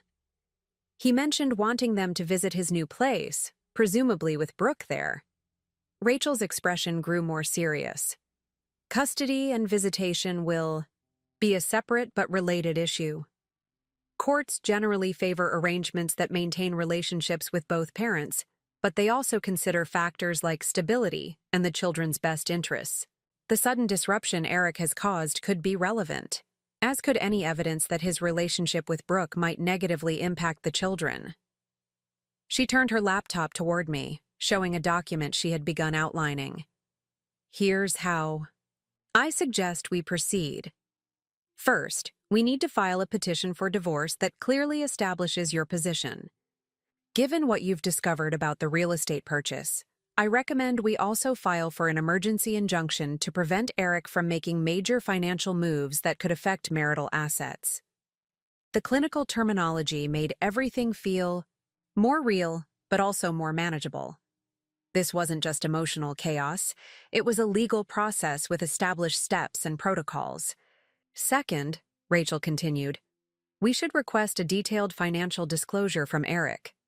Even though you've uncovered significant information already, a formal disclosure under oath will ensure we have a complete picture. If he fails to disclose assets or accounts we know exist, it strengthens our position considerably." I nodded, absorbing her recommendations. "And custody?" "We'll file for temporary custody orders that maintain the children's primary residence with you in the family home. Given that Eric has already moved out and established residence elsewhere, this approach has a strong chance of success. We can propose a visitation schedule that allows the children regular contact with their father, while minimizing disruption to their routines." She paused, studying my expression. "How do you personally feel about Eric's continued involvement with the children?" Setting aside legal strategies for a moment. The question caught me off guard. Despite everything, I hadn't considered trying to limit Eric's relationship with Maddie and Liam. "They need their father," I said finally. "I'm angry with him, but I wouldn't use the children as weapons. That said, I'm concerned about Brooke's role in their lives. They've just learned their family is being torn apart because of her relationship with their father. Being forced to spend time with her immediately seems traumatic." Rachel nodded approvingly. "That's a balanced perspective that courts appreciate. We can request that initial visitation take place without Brooke present, giving the children time to adjust to the new circumstances.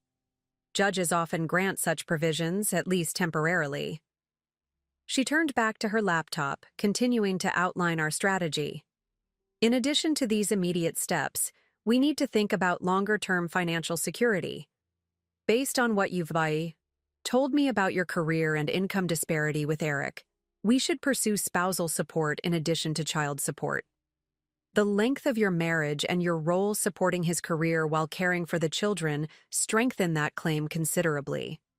For the next hour, we delved into the specifics of divorce proceedings, timelines, documentation requirements, potential challenges Eric might raise, and counter strategies.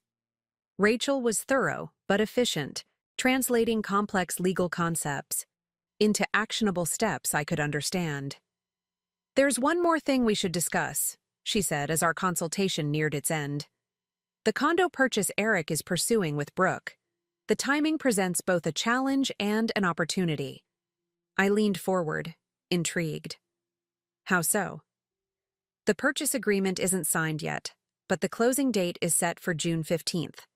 That's likely before any divorce proceedings would be finalized, which means any property acquired is technically still marital property." She tapped her pen thoughtfully against the table. "If Eric proceeds with the purchase, you potentially have a claim on that asset. If he backs out, he may forfeit earnest money or face other penalties that would affect the marital estate." The strategic implications were fascinating but complex. So, what do you recommend? We don't tip our hand immediately, Rachel replied with the hint of a smile. We file for divorce and the emergency injunction regarding finances, but we don't specifically mention the condo purchase in our initial filing. We let Eric make his next move, then respond accordingly. It felt like a chess match, strategic and calculating, exactly the approach needed to counter Eric's own calculated deception. What happens next? I asked, as Rachel closed her laptop. Our consultation clearly winding down. My team will prepare the necessary paperwork immediately. We can have everything ready for your review by tomorrow morning. Once you approve, we'll file with the court and have Eric served with the divorce petition and financial injunction. She checked her calendar. Realistically, he could be served by Friday. The timeline was breathtaking in its efficiency. After 15 years of marriage, the legal dismantling would begin in less than a week. Is that too aggressive? I wondered aloud. Should we try mediation first? Rachel's expression turned serious. Vanessa, based on what you've shared, Eric has been methodically planning his exit for nearly a year, taking steps to secure his financial future, potentially at the expense of yours and your children's. He's withdrawn joint funds without your knowledge, hidden his relationship with his parents, and is actively pursuing real estate with another woman while still legally married to you. This isn't a situation where mediation is likely to protect your interests. Put like that, the path forward seemed clear. You're right. Let's proceed. As I gathered my belongings to leave, Rachel handed me a sleek business card. This has my direct line and personal cell number. Don't hesitate to call with any questions or concerns, day or night. And Vanessa, she waited until I met her gaze. You're handling this with remarkable strength and clarity. Many clients in your position are too overwhelmed to think strategically. The fact that you're already focused on practical steps, rather than just emotional reactions, gives us a significant advantage. Her words bolstered my confidence as I left the office, heading to my next appointment. A consultation with Dr. Helena Fraser, a child psychologist Natalie had recommended for Maddie and Liam. While Rachel would handle the legal dismantling of my marriage, I needed expert guidance on helping my children process the emotional fallout. Dr. Fraser's office presented a dramatic contrast to the sleek law firm. Warm colors, comfortable furnishings, and walls adorned with children's artwork. The psychologist herself, a woman in her 50s with kind eyes and a calm demeanor, immediately made me feel at ease. Thank you for seeing me on such short notice, I said, as we settled into comfortable chairs in her consultation room. Children, in crisis, are always a priority, she replied simply. Tell me what's happening with your family. Once again, I recounted the events since Brooke's call, though this time focusing more on the children's reactions than the legal and financial details. I described Maddie's precocious insights and protective instincts toward her brother, Liam's confusion and fear of abandonment, and my concerns about how Eric's departure would affect their development. Dr. Fraser listened attentively, occasionally making notes. What you're describing is a traumatic disruption to their sense of security, she said when I finished. Children derive much of their feeling of safety from the predictability of their home environment.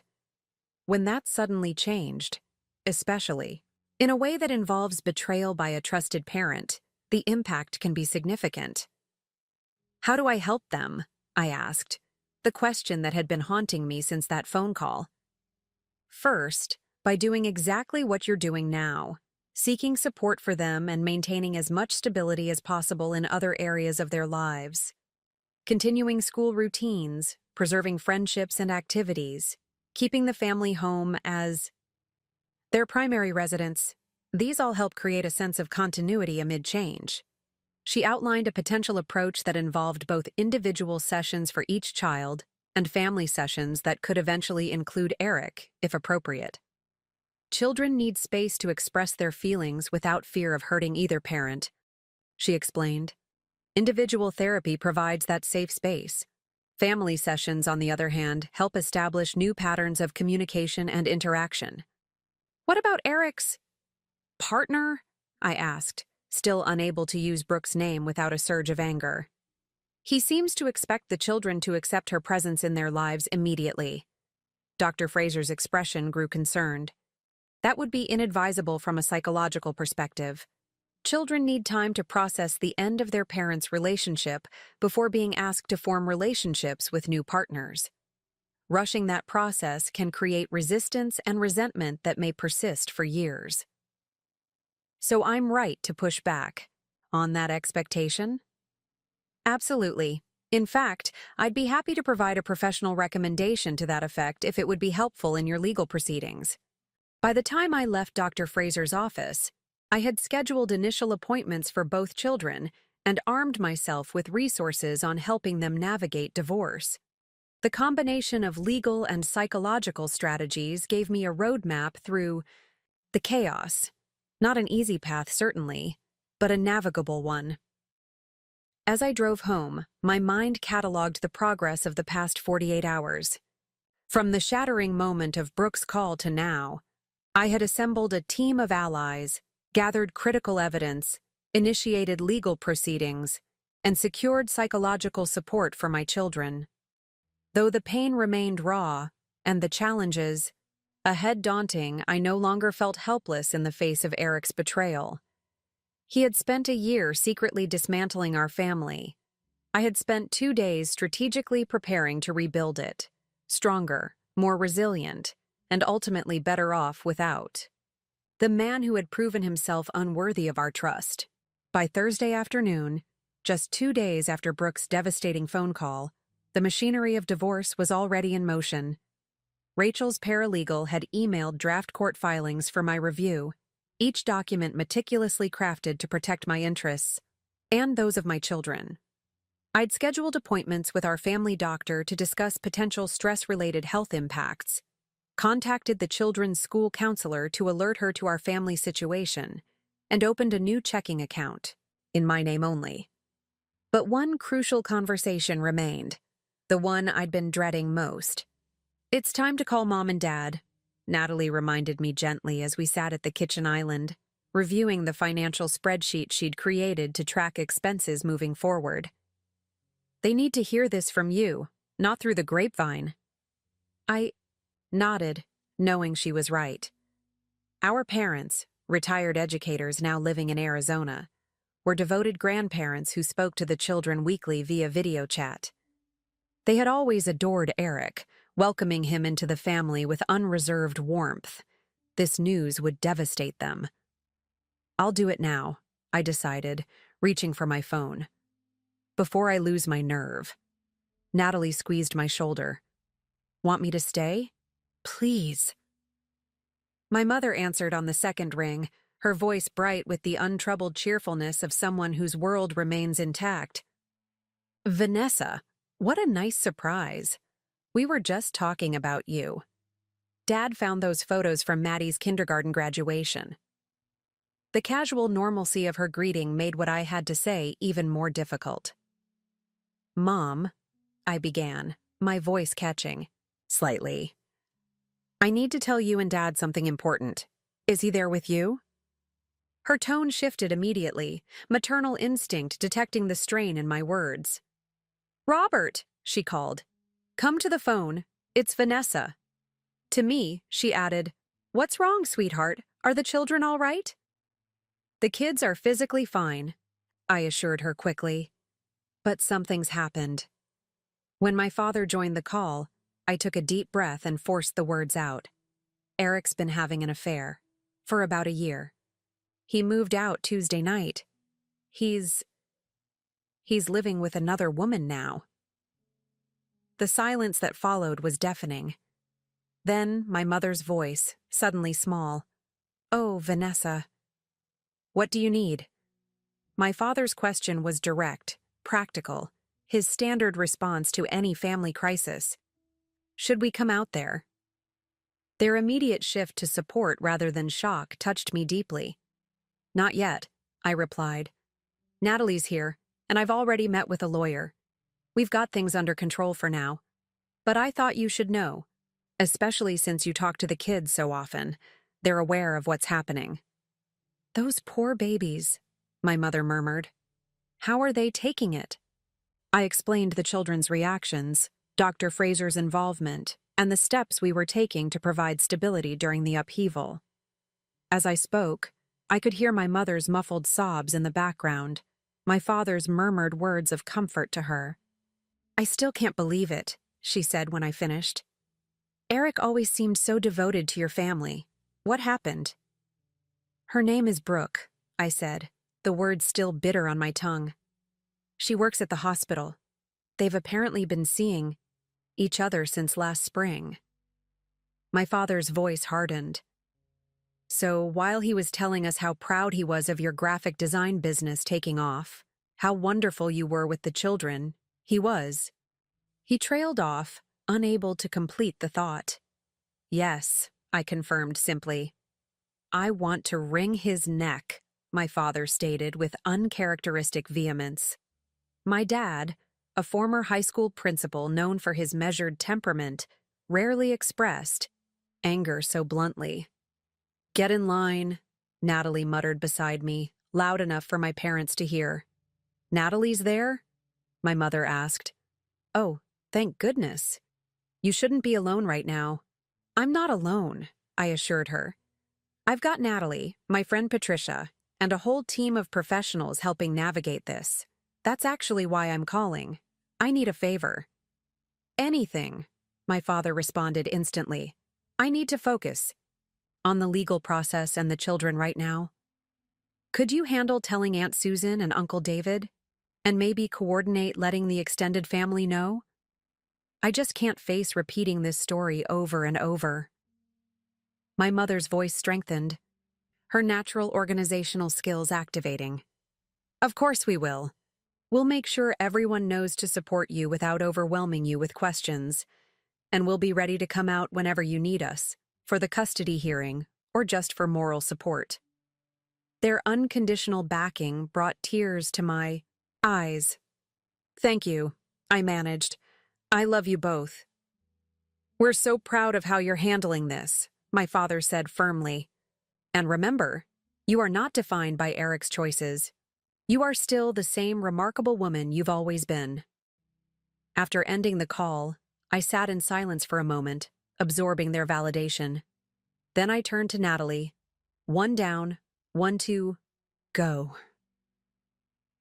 The second dreaded conversation couldn't be delegated, informing my small team of freelance designers about potential disruptions to our workflow.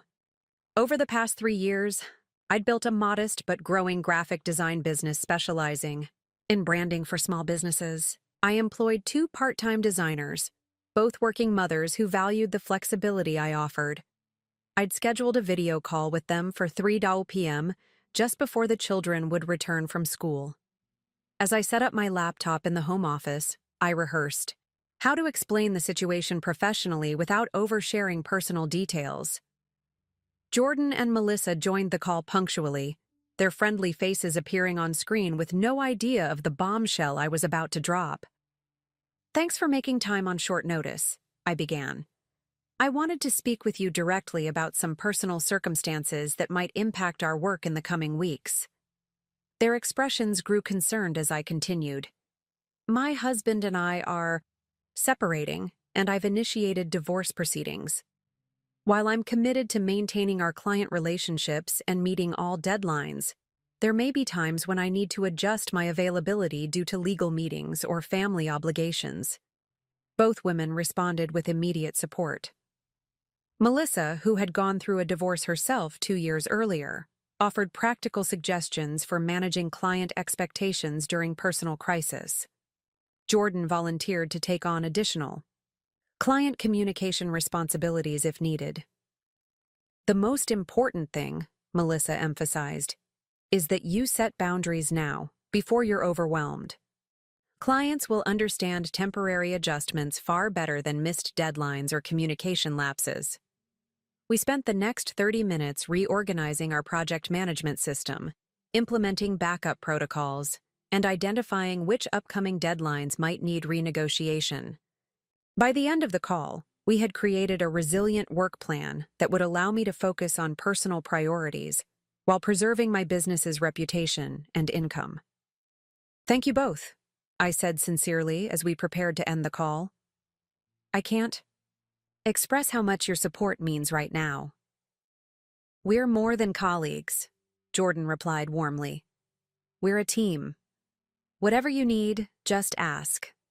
After the call, I updated my business continuity spreadsheet, adding columns for potential income fluctuations and contingency planning. The graphic design business represented approximately 35% of our household income, not insignificant, but also not enough to maintain our current lifestyle without Eric's contribution. Financial reality would eventually necessitate difficult decisions about the house, the children's activities, perhaps even my business model. But those decisions didn't need to be made today. Today was about securing foundations and establishing support systems for the challenging months ahead. My phone buzzed with a text from Eric. "Need to get more of my things tomorrow evening. Okay to come by around 7? The message was coolly practical, as if he were a casual acquaintance rather than the man who had shared my bed for 15 years. I responded with equal detachment. "Children will be home. Not appropriate timing. Saturday morning instead?" His reply came quickly. "Saturday works. We'll come at 10. Need to talk about financial arrangements, too." I showed the exchange to Natalie.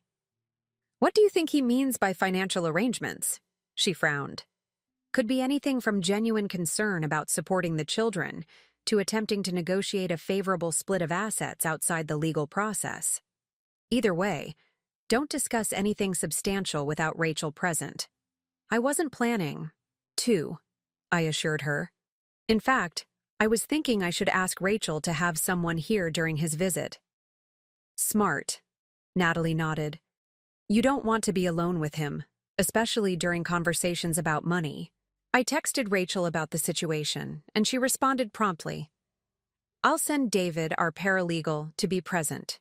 No discussions of specifics. Refer all financial questions to our office. We'll formally serve him with papers during this visit, if that's acceptable to you." The prospect of Eric being served divorce papers while collecting his belongings felt both surreal and oddly satisfying. "That's acceptable," I replied. With that arranged, I turned my attention to another pressing concern: financial security. Though Rachel had filed for an emergency injunction to prevent Eric from making major financial moves, our everyday finances remained intertwined through joint accounts and shared credit cards. Natalie had already helped me establish a new checking account in my name only, transferring a reasonable portion of our joint funds to cover immediate expenses. Now we sat together at the dining room table, methodically working through financial separation strategies. "You need to remove him as an authorized user on your credit cards," Natalie advised, pointing to the account statements spread before us. "And you should probably freeze your credit to prevent any new accounts being opened." I nodded, adding these tasks to my growing to-do list. "What about the mortgage payment? It's scheduled to auto-draft from the joint account on the 1st. Let it process normally for now," she suggested. "The court will eventually determine responsibility for the mortgage during the proceedings. In the meantime, maintaining payments protects your credit rating and equity position." We worked through each account methodically: utilities, insurance policies, investment accounts, streaming services, even the children's activity fees. Each represented another strand in the complex web of connections that 15 years of marriage had created, each requiring careful consideration. "What about health insurance?" I asked suddenly, a new worry surfacing. "We're all on his policy through the hospital." Natalie made a note. "That's something Rachel should address immediately. Until the divorce is finalized, he can't remove you or the children from his insurance. That would be considered financial abandonment. But you should look into options through your business as well, for when the divorce is finalized." The doorbell rang, interrupting our financial planning session. Puzzled, we weren't expecting anyone. I went to answer it, Natalie following closely behind. Standing on my porch was a woman I'd never met, holding a large folder. "Vanessa Hendricks?" she asked formally. "Yes." "I'm Diane Levinson, from Horizon Real Estate." She extended the folder toward me. "Eric asked me to drop off these documents regarding the property on Lakeside Drive." I stared at her blankly. "What property on Lakeside Drive?" The real estate agent's confident expression faltered. "The condominium he and Brooke are purchasing? He said you needed copies of the closing documents for your records." Beside me, Natalie made a small, strangled sound of disbelief. I maintained my composure with effort. "I see. And did Eric explain that we're in the process of divorcing? That any property purchased while we're still legally married could be considered marital property?" Diane's professional demeanor cracked completely. "Divorcing? He didn't mention. He said you were aware of the purchase." "I'm aware now," I replied calmly, accepting the folder. "Thank you for bringing these by. I'm sure my attorney will find them very interesting." As she retreated hastily to her car, I turned to Natalie, holding up the folder with a grim smile. "Well, that was convenient. Looks like Eric just handed us exactly what we needed." "Straight from the opposing team's playbook," Natalie agreed, shaking her head in amazement. "How could he possibly think this was a good idea?" I laughed, a genuine sound that surprised even me. "Because he still thinks I'm the trusting, compliant wife who wouldn't question his decisions. He has no idea who he's dealing with now." And in that moment of unexpected levity amid the storm, I realized a fundamental truth. Eric's betrayal had indeed changed me, but not in the way he might have expected. Instead of breaking me, it had revealed a strength I hadn't known I possessed. A capacity for strategic thinking, resilient adaptation, and fierce protection of what mattered most. As I added the closing documents to the growing file of evidence for Rachel, I felt something I hadn't expected to find so soon after the devastating phone call that had started this journey. A glimmer of confidence in my ability to not merely survive Eric's betrayal, but eventually to thrive despite it. Saturday morning arrived with a tense energy permeating the house. Eric was scheduled to arrive at 10 a.m. to collect more of his belongings and, unknowingly, to be served with divorce papers. I had sent the children to a previously scheduled playdate at their friend's house, wanting to shield them from both the awkwardness of their father packing up his life and the legal confrontation that would follow. David Torres, Rachel's paralegal, arrived at 9:30, a slim folder tucked discreetly under his arm and an air of professional detachment about him. At 29, he was younger than I'd expected, but his quiet confidence suggested experience beyond his years. "Mrs. Hendricks," he greeted me formally. "Rachel asked me to give you these." He handed me a business card with his direct number. "I'll remain unobtrusive until needed. My primary role is to witness any conversations and ensure proper service of the documents." "Thank you for coming," I said, leading him to the kitchen where Natalie was brewing coffee. "Would you like some coffee while we wait?" "That would be great," he replied, setting his folder on the island counter. "Rachel mentioned your husband doesn't know he's being served today?" I shook my head. "No, he thinks he's just coming. To collect more of his things and to discuss financial arrangements, whatever that means." David nodded thoughtfully. "In my experience, that usually means one of two things. Either a genuine concern about continued financial support for the family, or, more commonly, an attempt to negotiate favorable terms outside the legal process." "That's exactly what we suspected," Natalie interjected, sliding a mug of coffee toward him. "The most important thing," David advised, "is to avoid any substantive financial discussions. Even seemingly casual agreements can complicate proceedings later. If he raises financial topics, direct him to contact Rachel." The doorbell rang at precisely 10 a.m. Eric had always been punctual, a trait I once found endearing but now seemed merely mechanical. another aspect of the persona he had carefully maintained. I opened the door to find him standing alone, dressed casually in jeans and a navy sweater I had given him last Christmas. The sight of him wearing my gift sent an unexpected pang through me. "Morning," he said, his tone carefully neutral. "Thanks for arranging this." "Of course." I stepped aside to let him enter. "The children are at the Petersons for a playdate. I thought that would be easier." He nodded, glancing around the foyer as if suddenly seeing it as a visitor rather than a resident. "That's probably best. I've brought some boxes for my things." "You should know we have company," I said, gesturing toward the kitchen. "My sister is here, and also a representative from my attorney's office." Eric stiffened visibly. "Your attorney? You've already hired an attorney?" "Yes. Given the circumstances, it seemed prudent." A flash of irritation crossed his features. "That seems premature. I thought we could discuss arrangements privately, like reasonable adults." "Like the reasonable adult who was planning to leave his family without warning?" Natalie appeared in the hallway, arms crossed. "Or the one who's been withdrawing money from joint accounts and house hunting with his girlfriend." "Natalie," I cautioned quietly, "let's keep this civil." Eric's jaw tightened. "I see you've been busy gathering your allies and building your narrative." "There's no narrative," I replied evenly. "Just facts. Facts that are now documented by my legal team." Something shifted in his expression, a flicker of uncertainty replacing the confident indignation. Good. He needed to understand that I was no longer the trusting wife he could easily manipulate. "My things are mostly in the bedroom and office," he said after a moment, changing tactics. "I'll try to be quick." "Take the time you need," I responded, matching his businesslike tone. "David will accompany you upstairs if you don't mind." "Why? Do you think I'm going to steal something?"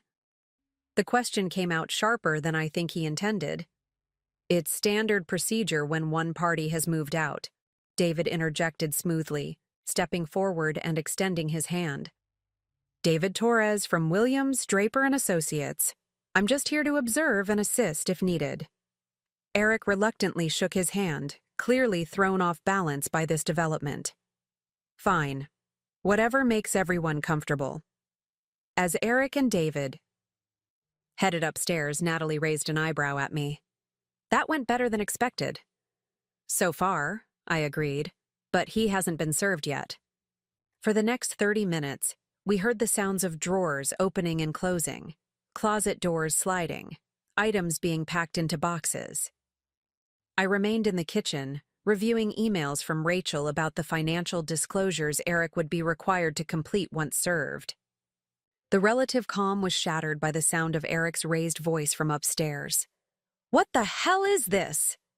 Footsteps pounded down the stairs, and Eric appeared in the kitchen doorway, holding a stack of papers, printouts of the emails we had discovered between him and Brooke, including discussions about the condo purchase and their future together. "You went through my emails?" he demanded, his face flushed with anger. "That's a violation of privacy. You had no right—" "No right?" I interrupted, my own anger finally breaking through the calm facade I had maintained. "You were planning to abandon your family, Eric.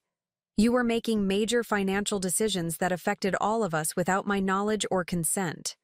As your wife and the mother of your children, I had every right to protect our interests." "Those were private communications," he insisted, waving the papers. "This is completely inappropriate." "What's inappropriate?" Natalie countered. "Is conducting a year-long affair while deceiving your family. What's inappropriate is siphoning money from joint accounts to fund your new life with your mistress." Eric turned to me, ignoring Natalie entirely. "Is this why you have a lawyer? You're planning to use these private emails to extort me? To take everything I've worked for?"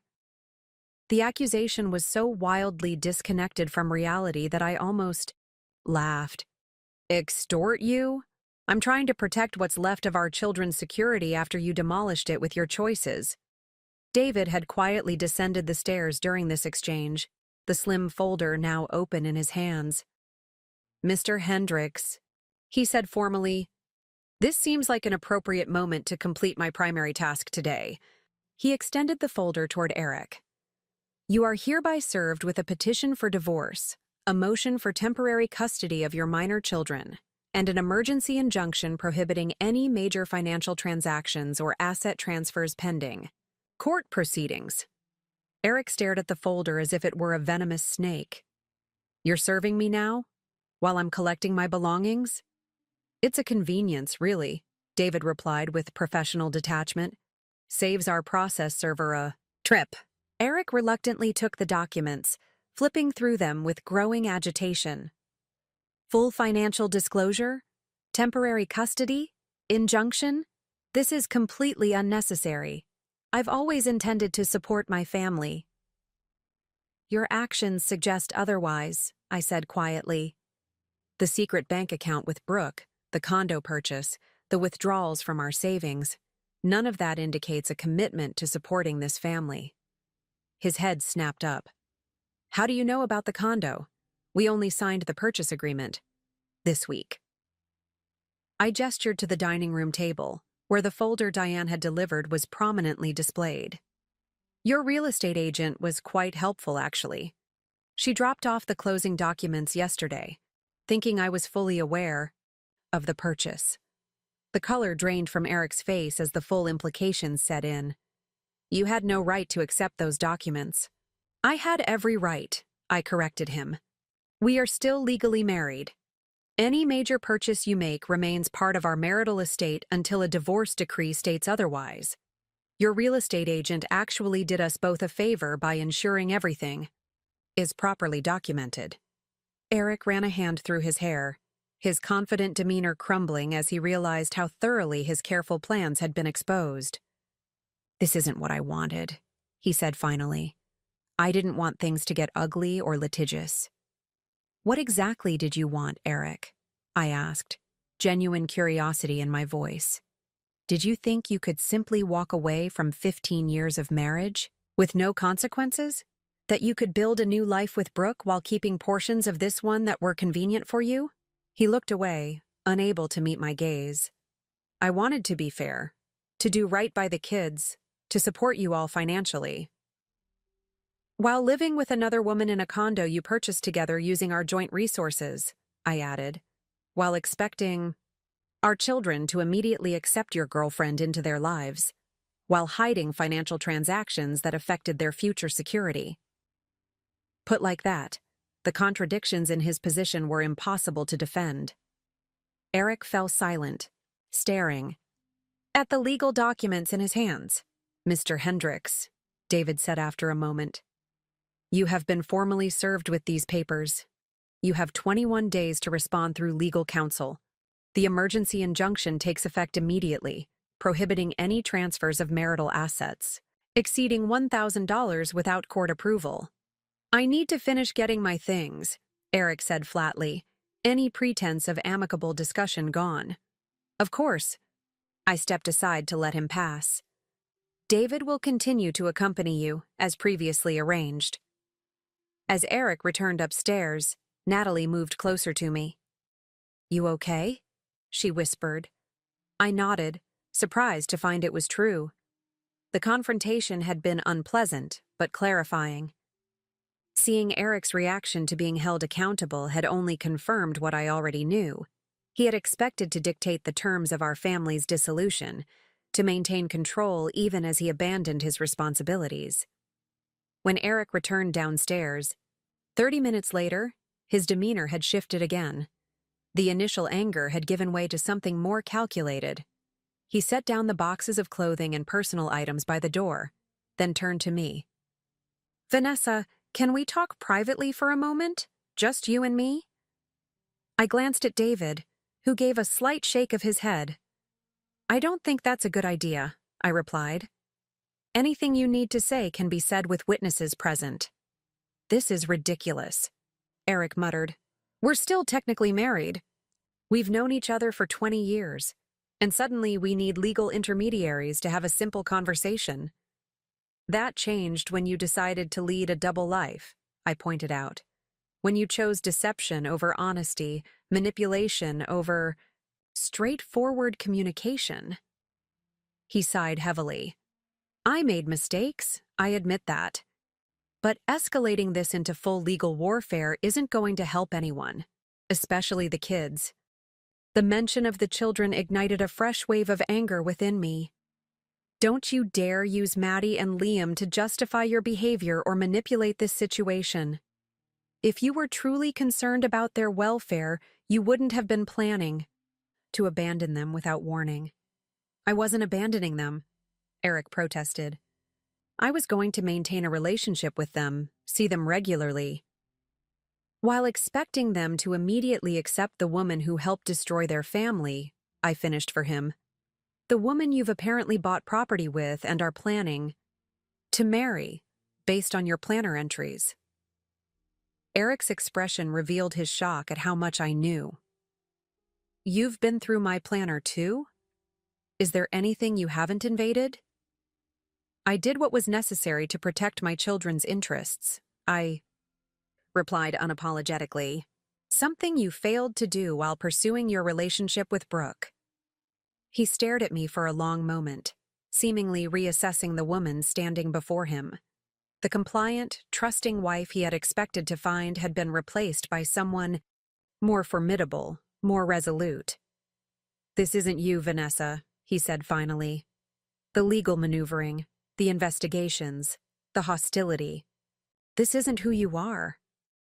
You're right, I agreed, surprising him. This isn't who I was before Tuesday night, before I discovered that my husband of 15 years had been systematically deceiving me while planning his exit. Consider this the person I've become in response to your choices, Eric. I didn't want this transformation any more than I wanted this divorce. But here we are. His shoulders slumped slightly, the fight visibly draining from him. I'll have my lawyer contact. Yours, he said, picking up his boxes. Please tell the kids I'll call them tonight. I will, I promised, opening the door for him. And Eric? Dr. Fraser, their psychologist, has recommended they not be introduced to Brooke until they've had time to process these changes. I expect you to respect that professional guidance during your interactions with them. He paused in the doorway, clearly wanting to argue, but recognizing the losing position. Fine. Whatever's best for the kids.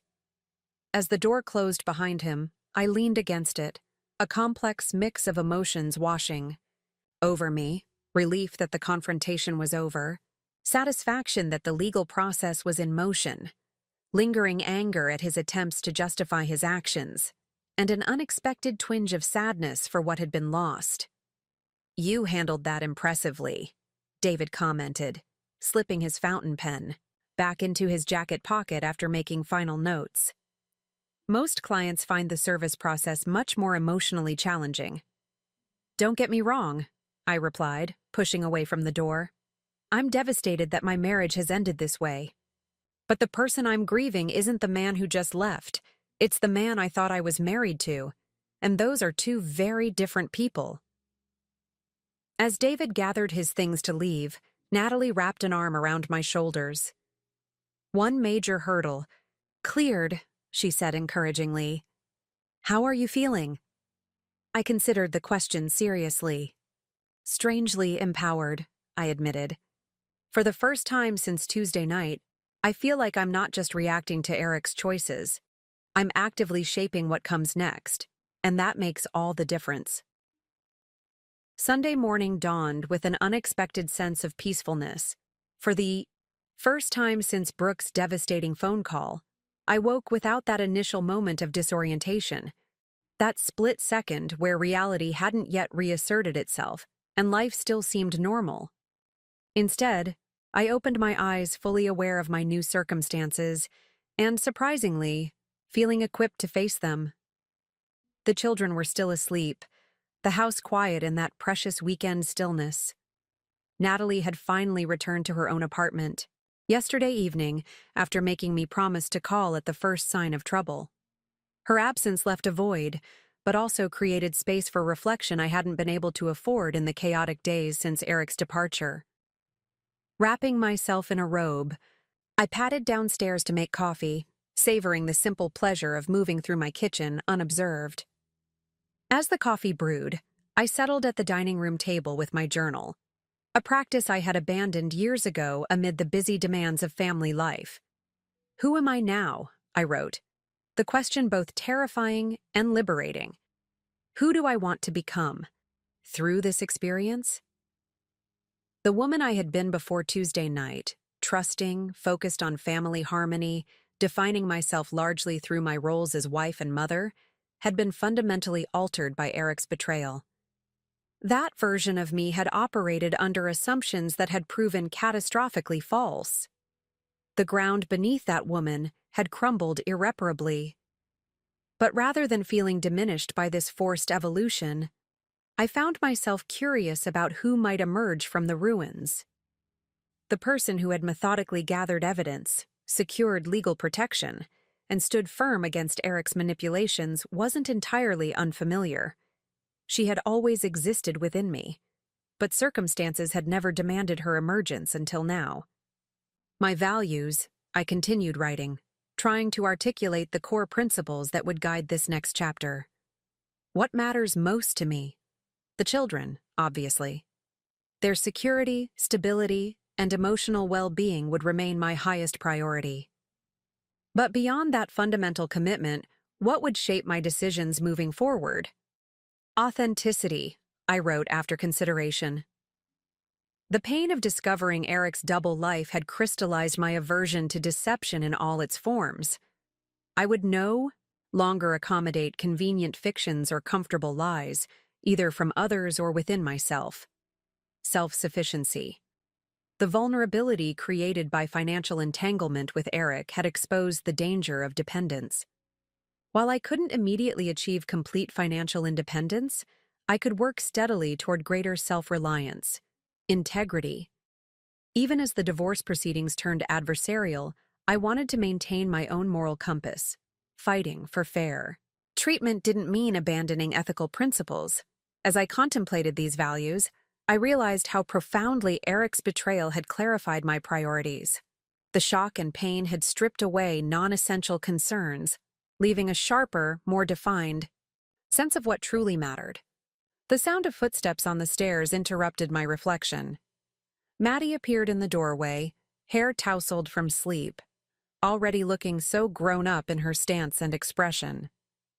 "Morning, Mom," she said, moving to the coffee maker and pouring herself a small cup, a weekend indulgence I allowed her, heavily diluted with milk. "You're up early." "Just thinking," I replied, closing my journal.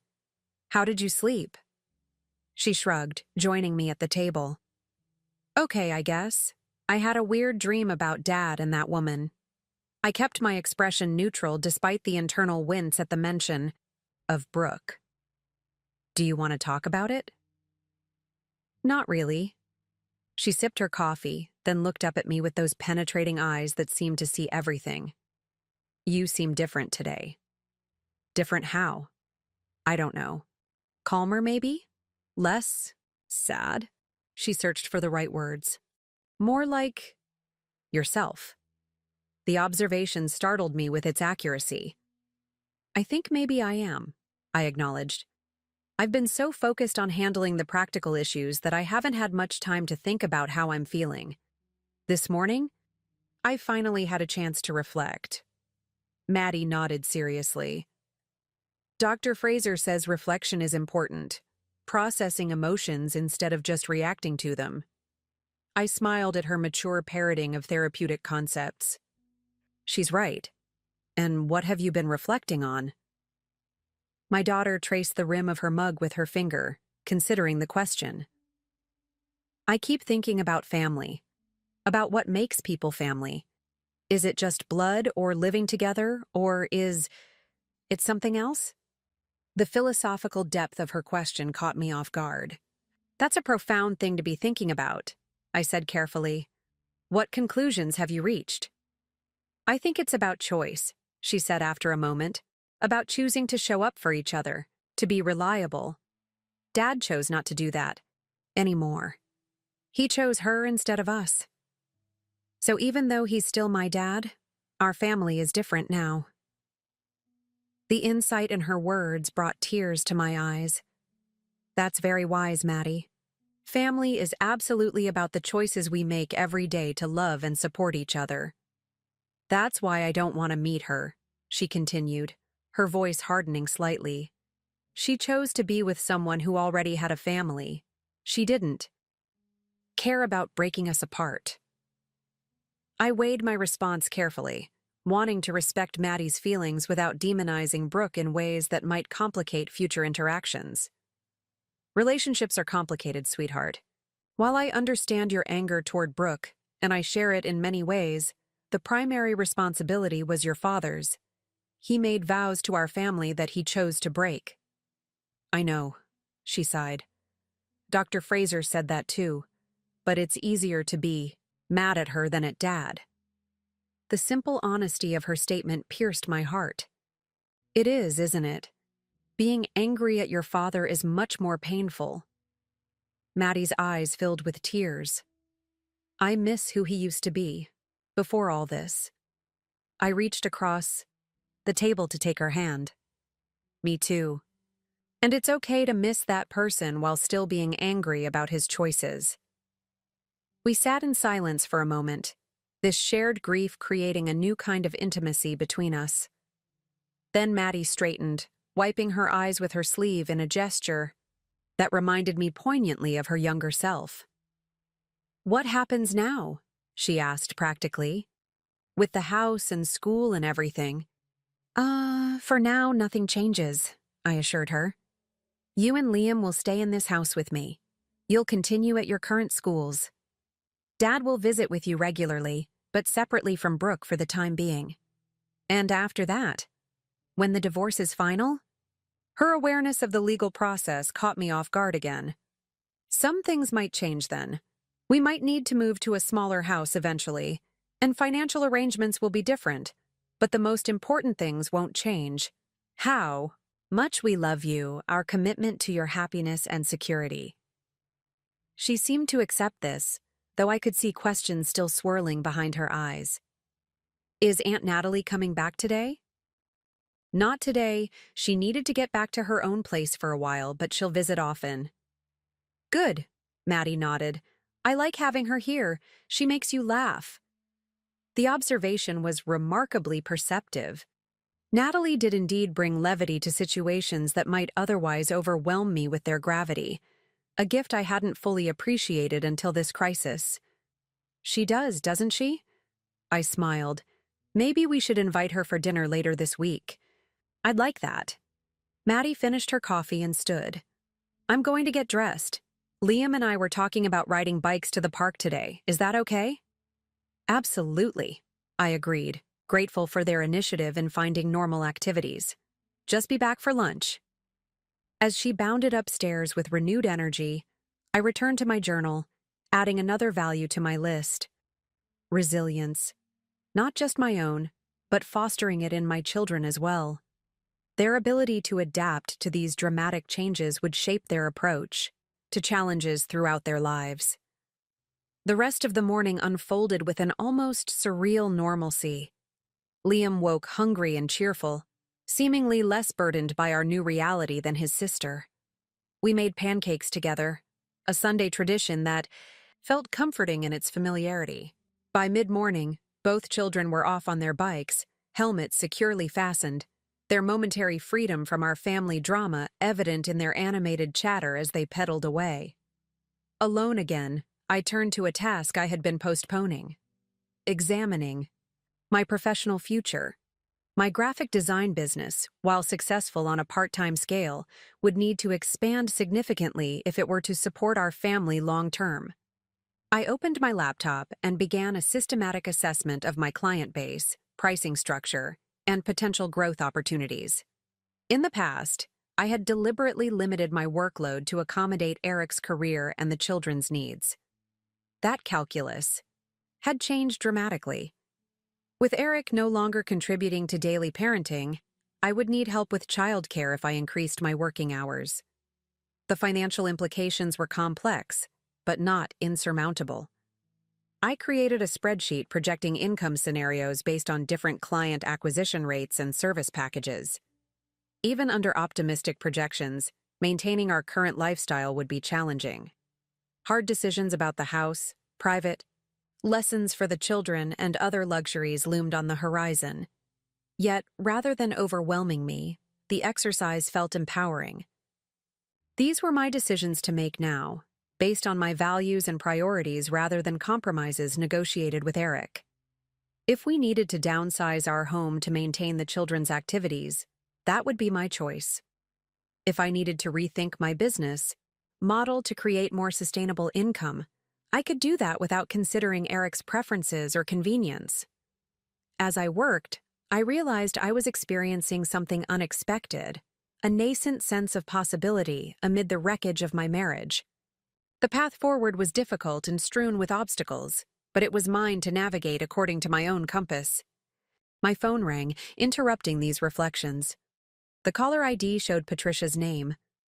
"Hey," I answered, saving my financial projections. "How are you?" "I'm fine, but that's not why I'm calling," she replied, her voice tight with suppressed emotion. "I just heard something you need to know. It's about Eric and Brooke." My stomach clenched instinctively. "What is it?" "I ran into Kelly from the hospital fundraising committee at the grocery store. She asked about you, said she was sorry to hear about your situation." Patricia paused. "Apparently, Eric and Brooke announced their engagement to the hospital staff on Friday. They're planning a December wedding." The information landed like a physical blow, momentarily stealing my breath. A December wedding? But our divorce won't even be final by then. "I know," Patricia said grimly. "It seems they're either being wildly optimistic about the timeline or planning to announce a postponement later. But they're already talking about it openly." I closed my eyes, absorbing this fresh betrayal. 4 days after leaving his family, Eric was publicly celebrating his future with the woman who had helped destroy our marriage. The callousness was staggering. "Thank you for telling me," I said finally. "I needed to know before the children heard it from someone else." "I'm so sorry, Vanessa, the cruelty of it. I just can't understand how he could do this." Neither could I. But as the initial shock subsided, something unexpected happened. Rather than crushing me with fresh pain, the news crystallized my resolve further. Each revelation of Eric's true character only confirmed the rightness of my path forward, without him. "Actually," I said slowly, "this helps clarify things for me. The man who would announce his engagement while his wife and children are still reeling from his abandonment is not someone whose good opinion I need to value anymore. He's showing everyone exactly who he is." Patricia's silence suggested surprise at my reaction. "You're taking this remarkably well." "I'm not saying it doesn't hurt," I clarified, "but it reinforces what I've been realizing all morning, that the future depends on my choices now, not his, and I choose not to let his callousness define my path forward." After ending the call, I returned to my journal, adding one final value to my list: self-respect. No matter what Eric did or how public this humiliation became, I would maintain my dignity and self-worth. His choices reflected on him, not on me.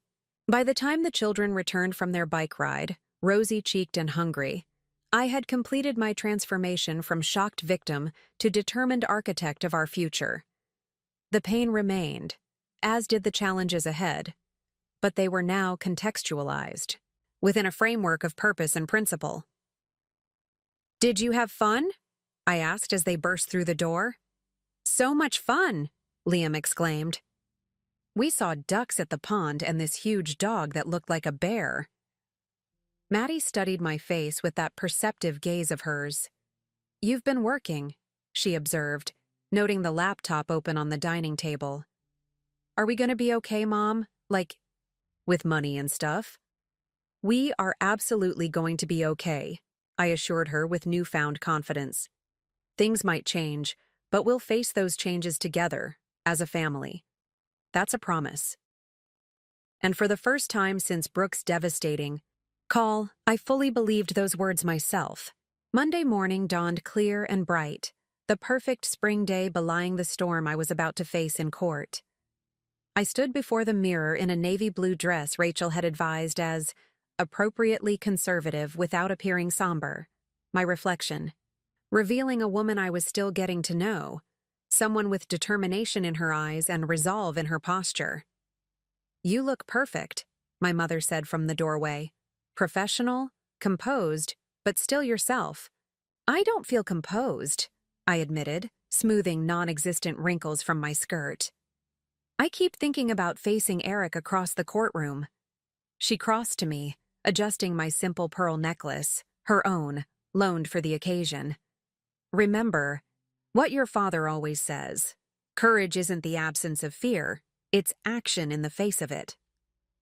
Downstairs, my father was helping the children prepare for school, his booming voice reciting multiplication facts with Liam while Maddie packed lunches for both of them. The domestic scene, so ordinary yet so precious, steeled my resolve. This is what I was fighting for. Not vengeance against Eric, but stability for these children who deserved continuity amid chaos. "All ready?" Natalie asked as I descended the stairs, car keys already in hand. She would be accompanying me to court while my parents took the children to school and then waited at home. Patricia would join us at the courthouse, having taken the day off work to provide moral support. "As ready as I'll ever be," I replied, kissing Maddie and Liam goodbye with reassurances that everything would be fine, that this was just a meeting to help the grown-ups sort things out. "Will Dad be there?" Liam asked, his small face pinched with worry. "Yes, he will," I answered honestly. "But you don't need to think about any of that. Just have a good day at school, and Grandma and Grandpa will pick you up afterward." "We'll make spaghetti for dinner," my father announced with exaggerated enthusiasm. "With those giant meatballs you like." Liam's face brightened at this promise, the simple pleasure of a favorite meal temporarily eclipsing his concerns. Maddie, more perceptive as always, hugged me tightly and whispered, "Show them how strong you are, Mom." The 20-minute drive to the courthouse passed in nervous silence, Natalie occasionally squeezing my hand at stoplights. We met Patricia and Rachel in the courthouse lobby, a final strategy session conducted in hushed tones beneath the echoing marble dome. "Remember, let me do the talking," Rachel reminded me. "Answer questions directly and factually.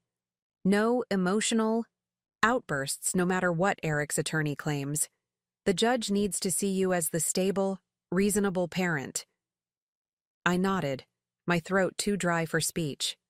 As we approached the courtroom, I saw them, Eric and Brooke, standing close together near a distinguished-looking man I assumed was his attorney. The sight of them together, in public, hit me with unexpected force. Despite knowing about their relationship for weeks now, seeing them as a unit in this formal setting made it jarringly real. Brooke spotted me first, her expression shifting, from confidence to discomfort. She nudged Eric, whose face registered a complex mix of emotions when he turned to see me approaching with my own entourage of supporters. For a moment, our eyes locked, and I saw something unexpected: uncertainty, perhaps even shame, flickering beneath his practiced composure. I looked away first, not out of weakness, but from a sudden realization. His opinion no longer mattered, to me. The man who had shared my bed, parented my children, and broken every promise we had made to each other was now just another adversary in a legal proceeding. The epiphany was both liberating and sad. "Vanessa." Eric stepped forward, hand extended awkwardly. "You look well." The banality of the greeting after everything that had happened between us was almost comical. I accepted his handshake briefly, noting the unfamiliar cologne that clung to his skin, another small reminder of his new life. "Eric," I acknowledged simply, then turned to Rachel to continue our conversation, effectively dismissing him. Inside the courtroom, We took our places at opposing tables, the physical distance between us a tangible representation of the emotional chasm that had opened in our lives. Brooke sat in the gallery behind Eric, her presence a silent assertion of her new role in his life. Judge Harriet Lamorne entered, a woman in her 60s with silver hair and piercing blue eyes that seemed to absorb every detail of the scene before her. Case number 47892, Hendricks v. Hendricks, the bailiff announced, officially beginning proceedings that would shape our future. For the next 2 hours, attorneys presented arguments, evidence was submitted, and Judge Lamorne asked penetrating questions that suggested she had thoroughly reviewed our filings. Eric's attorney presented their case for immediate joint physical custody and sale of the family home, arguing that Eric's relationship with the children would be irreparably damaged by limited access. "Your Honor," Rachel countered when her turn came. "We have submitted Dr. Fraser's professional assessment clearly stating that stability and continuity are paramount for the children's emotional well-being at this time. Forcing them to alternate weeks between households and immediately introducing them to their father's new partner would create unnecessary psychological distress." Judge Lamorne turned to Eric. "Mr. Hendricks, am I correct in understanding that you relocated to live with Ms. Reynolds just 3 weeks ago, after 15 years of marriage?" "Yes, Your Honor," Eric replied, his confident tone wavering slightly. "And you believe it's in your children's best interest to immediately spend half their time in this new living arrangement?" "I believe children need both parents, Your Honor. I'm still their father, regardless of the circumstances." The judge's expression revealed nothing. "Ms. Hendricks," she turned to me, "would you please stand?" I rose on shaky legs, heart pounding. "I see from Dr. Fraser's report that you've arranged therapy for both children and maintained their school and activity routines despite these difficult circumstances. Is that correct?" "Yes, Your Honor," I answered, my voice steadier than I expected. "Their stability has been my primary concern." "And your position on Mr. Hendricks's continued relationship with the children?" This was the critical question, the one that would reveal my character to this woman who held our future in her hands. I took a deep breath, conscious of Eric's gaze fixed on me. "I believe the children need and deserve a strong relationship with their father," I stated firmly. "I have never and would never attempt to undermine that bond. My concern is only with the pace and manner of transitions, not with the relationship itself." Something in the judge's expression softened slightly. "Thank you. You may be seated." After both sides presented their final arguments, Judge Lamorne called a brief recess to review all submissions before rendering her decision. Those 20 minutes in the hallway felt like hours, each passing second stretching my nerves tighter. "You did beautifully," Rachel assured me, "especially your answer about Eric's relationship with the children. That demonstrated exactly the maturity and child-focused perspective judges look for." When we reconvened, Judge Lamorne wasted no time.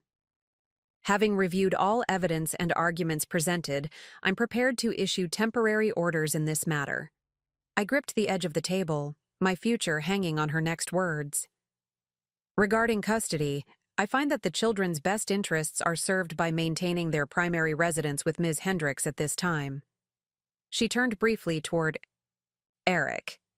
"Mr. Hendricks will have visitation every other weekend from Friday evening to Sunday evening, plus Wednesday dinners. After 4 months, assuming all goes well, we will revisit the schedule to potentially expand visitation." Relief flooded through me, but I maintained my composed expression as the judge continued. "Regarding the family residence, the children will remain in the home with Ms. Hendricks until final property division is determined. Mr. Hendricks will continue to contribute to the mortgage payment as part of his support obligations." She proceeded to outline financial terms: child support, temporary spousal maintenance, continuation of health insurance coverage, and maintenance of existing accounts pending final divorce proceedings.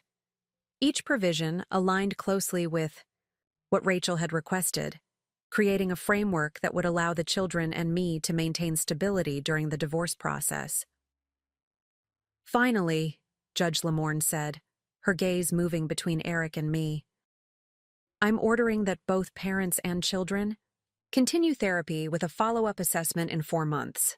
Additionally, Ms. Reynolds is not to be present during visitation for the first 2 months, after which Dr. Fraser will evaluate the children's readiness for introductions. She set down her papers with an air of finality. These orders will remain in effect until modified by the court or until final divorce proceedings conclude. We'll schedule a status hearing for September 15th to reassess the situation. With a sharp rap of her gavel, it was done. The framework for our immediate future had been established, largely in favor of the stability I had prioritized for the children. Eric's face darkened as he conferred with his attorney, clearly displeased with the restrictions regarding Brooke. Behind him, Brooke herself sat rigid, her expression unreadable. For a brief moment, I wondered what she had expected from this. Hearing, immediate acceptance into my children's lives? Validation of her relationship with Eric? Whatever it was, Judge Lamorne's orders had delayed it significantly. As we gathered our belongings to leave, Eric approached alone, his attorney tactfully hanging back. Vanessa? His voice was low, controlled. We need to talk about how to make this work for the kids. I agree, I replied, surprising myself. With my calm. They need both of us to put their needs first. I'm not the villain you think I am, he said, a hint of the old Eric, the man I thought I had married, showing through his defensive exterior. I made terrible choices, but I do love our children. Then prove it, I said simply. Not with words or promises, but with consistent actions. That's all that matters now. Something shifted in his expression. Recognition, perhaps, that the power dynamic between us had fundamentally changed. I was no longer the devastated wife seeking his approval or explanation. I was a mother protecting her children's future, an equal party in legal proceedings, a woman who had found her voice amid the ruins of his betrayal. I'll call about Wednesday's dinner, he said finally, backing away. Tell the kids. Tell them I love them. I always do, I assured him, because despite everything, I had never weaponized the children's affection in our conflict. Their relationship with their father was separate from my grievances against my husband. Outside the courthouse, spring sunshine warmed my face as I stood on the steps with my support team. Patricia hugged me tightly, while Natalie made immediate calls to my parents with the news. Rachel reviewed next steps, scheduling our follow-up meeting for later that week. How do you feel? Patricia asked as we walked toward the parking garage. I considered the question seriously. Validated, I said finally. Relieved, but mostly empowered. For the first time since Brooke's call, I feel like I'm directing my own life again, not just reacting to Eric's choices. That's the most important victory, Rachel commented, overhearing my response.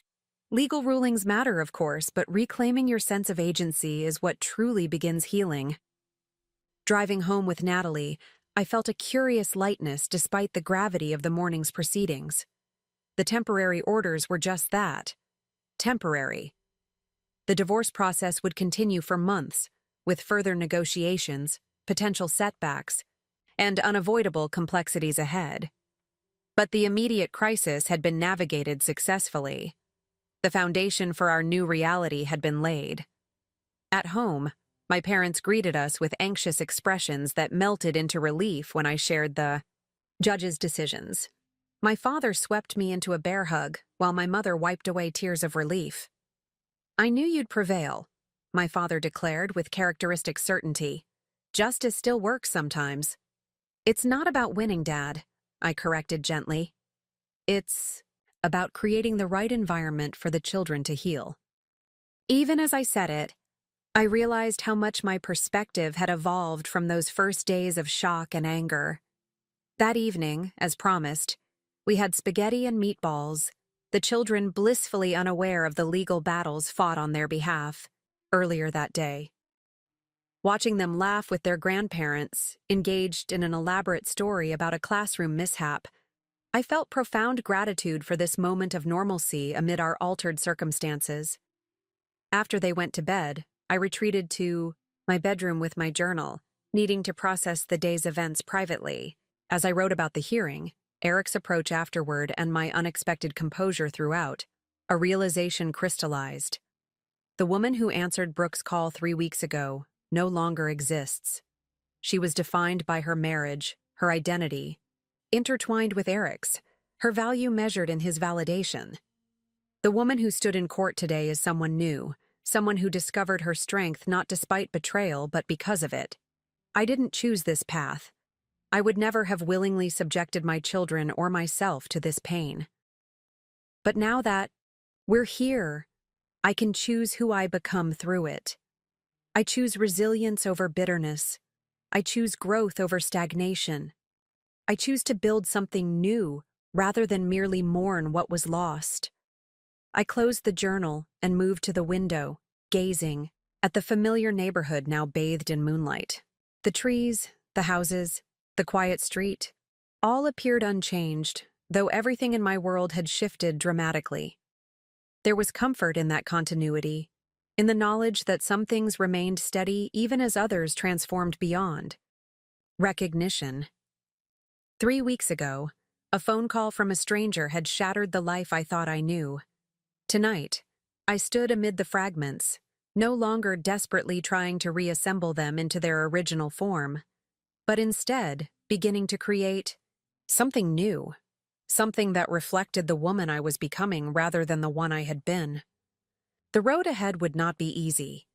There would be difficult co-parenting negotiations, financial adjustments, emotional setbacks for both me and the children. Eric and Brooke would eventually become a more established couple, requiring new boundaries and accommodations. The legal process would continue with its frustrations and compromises. But for the first time since that devastating dinner, I faced the future not with dread, but with determination. Not as a victim of Eric's betrayal, but as the architect of my own recovery. Not as half of a broken marriage, but as a whole person, in my own right.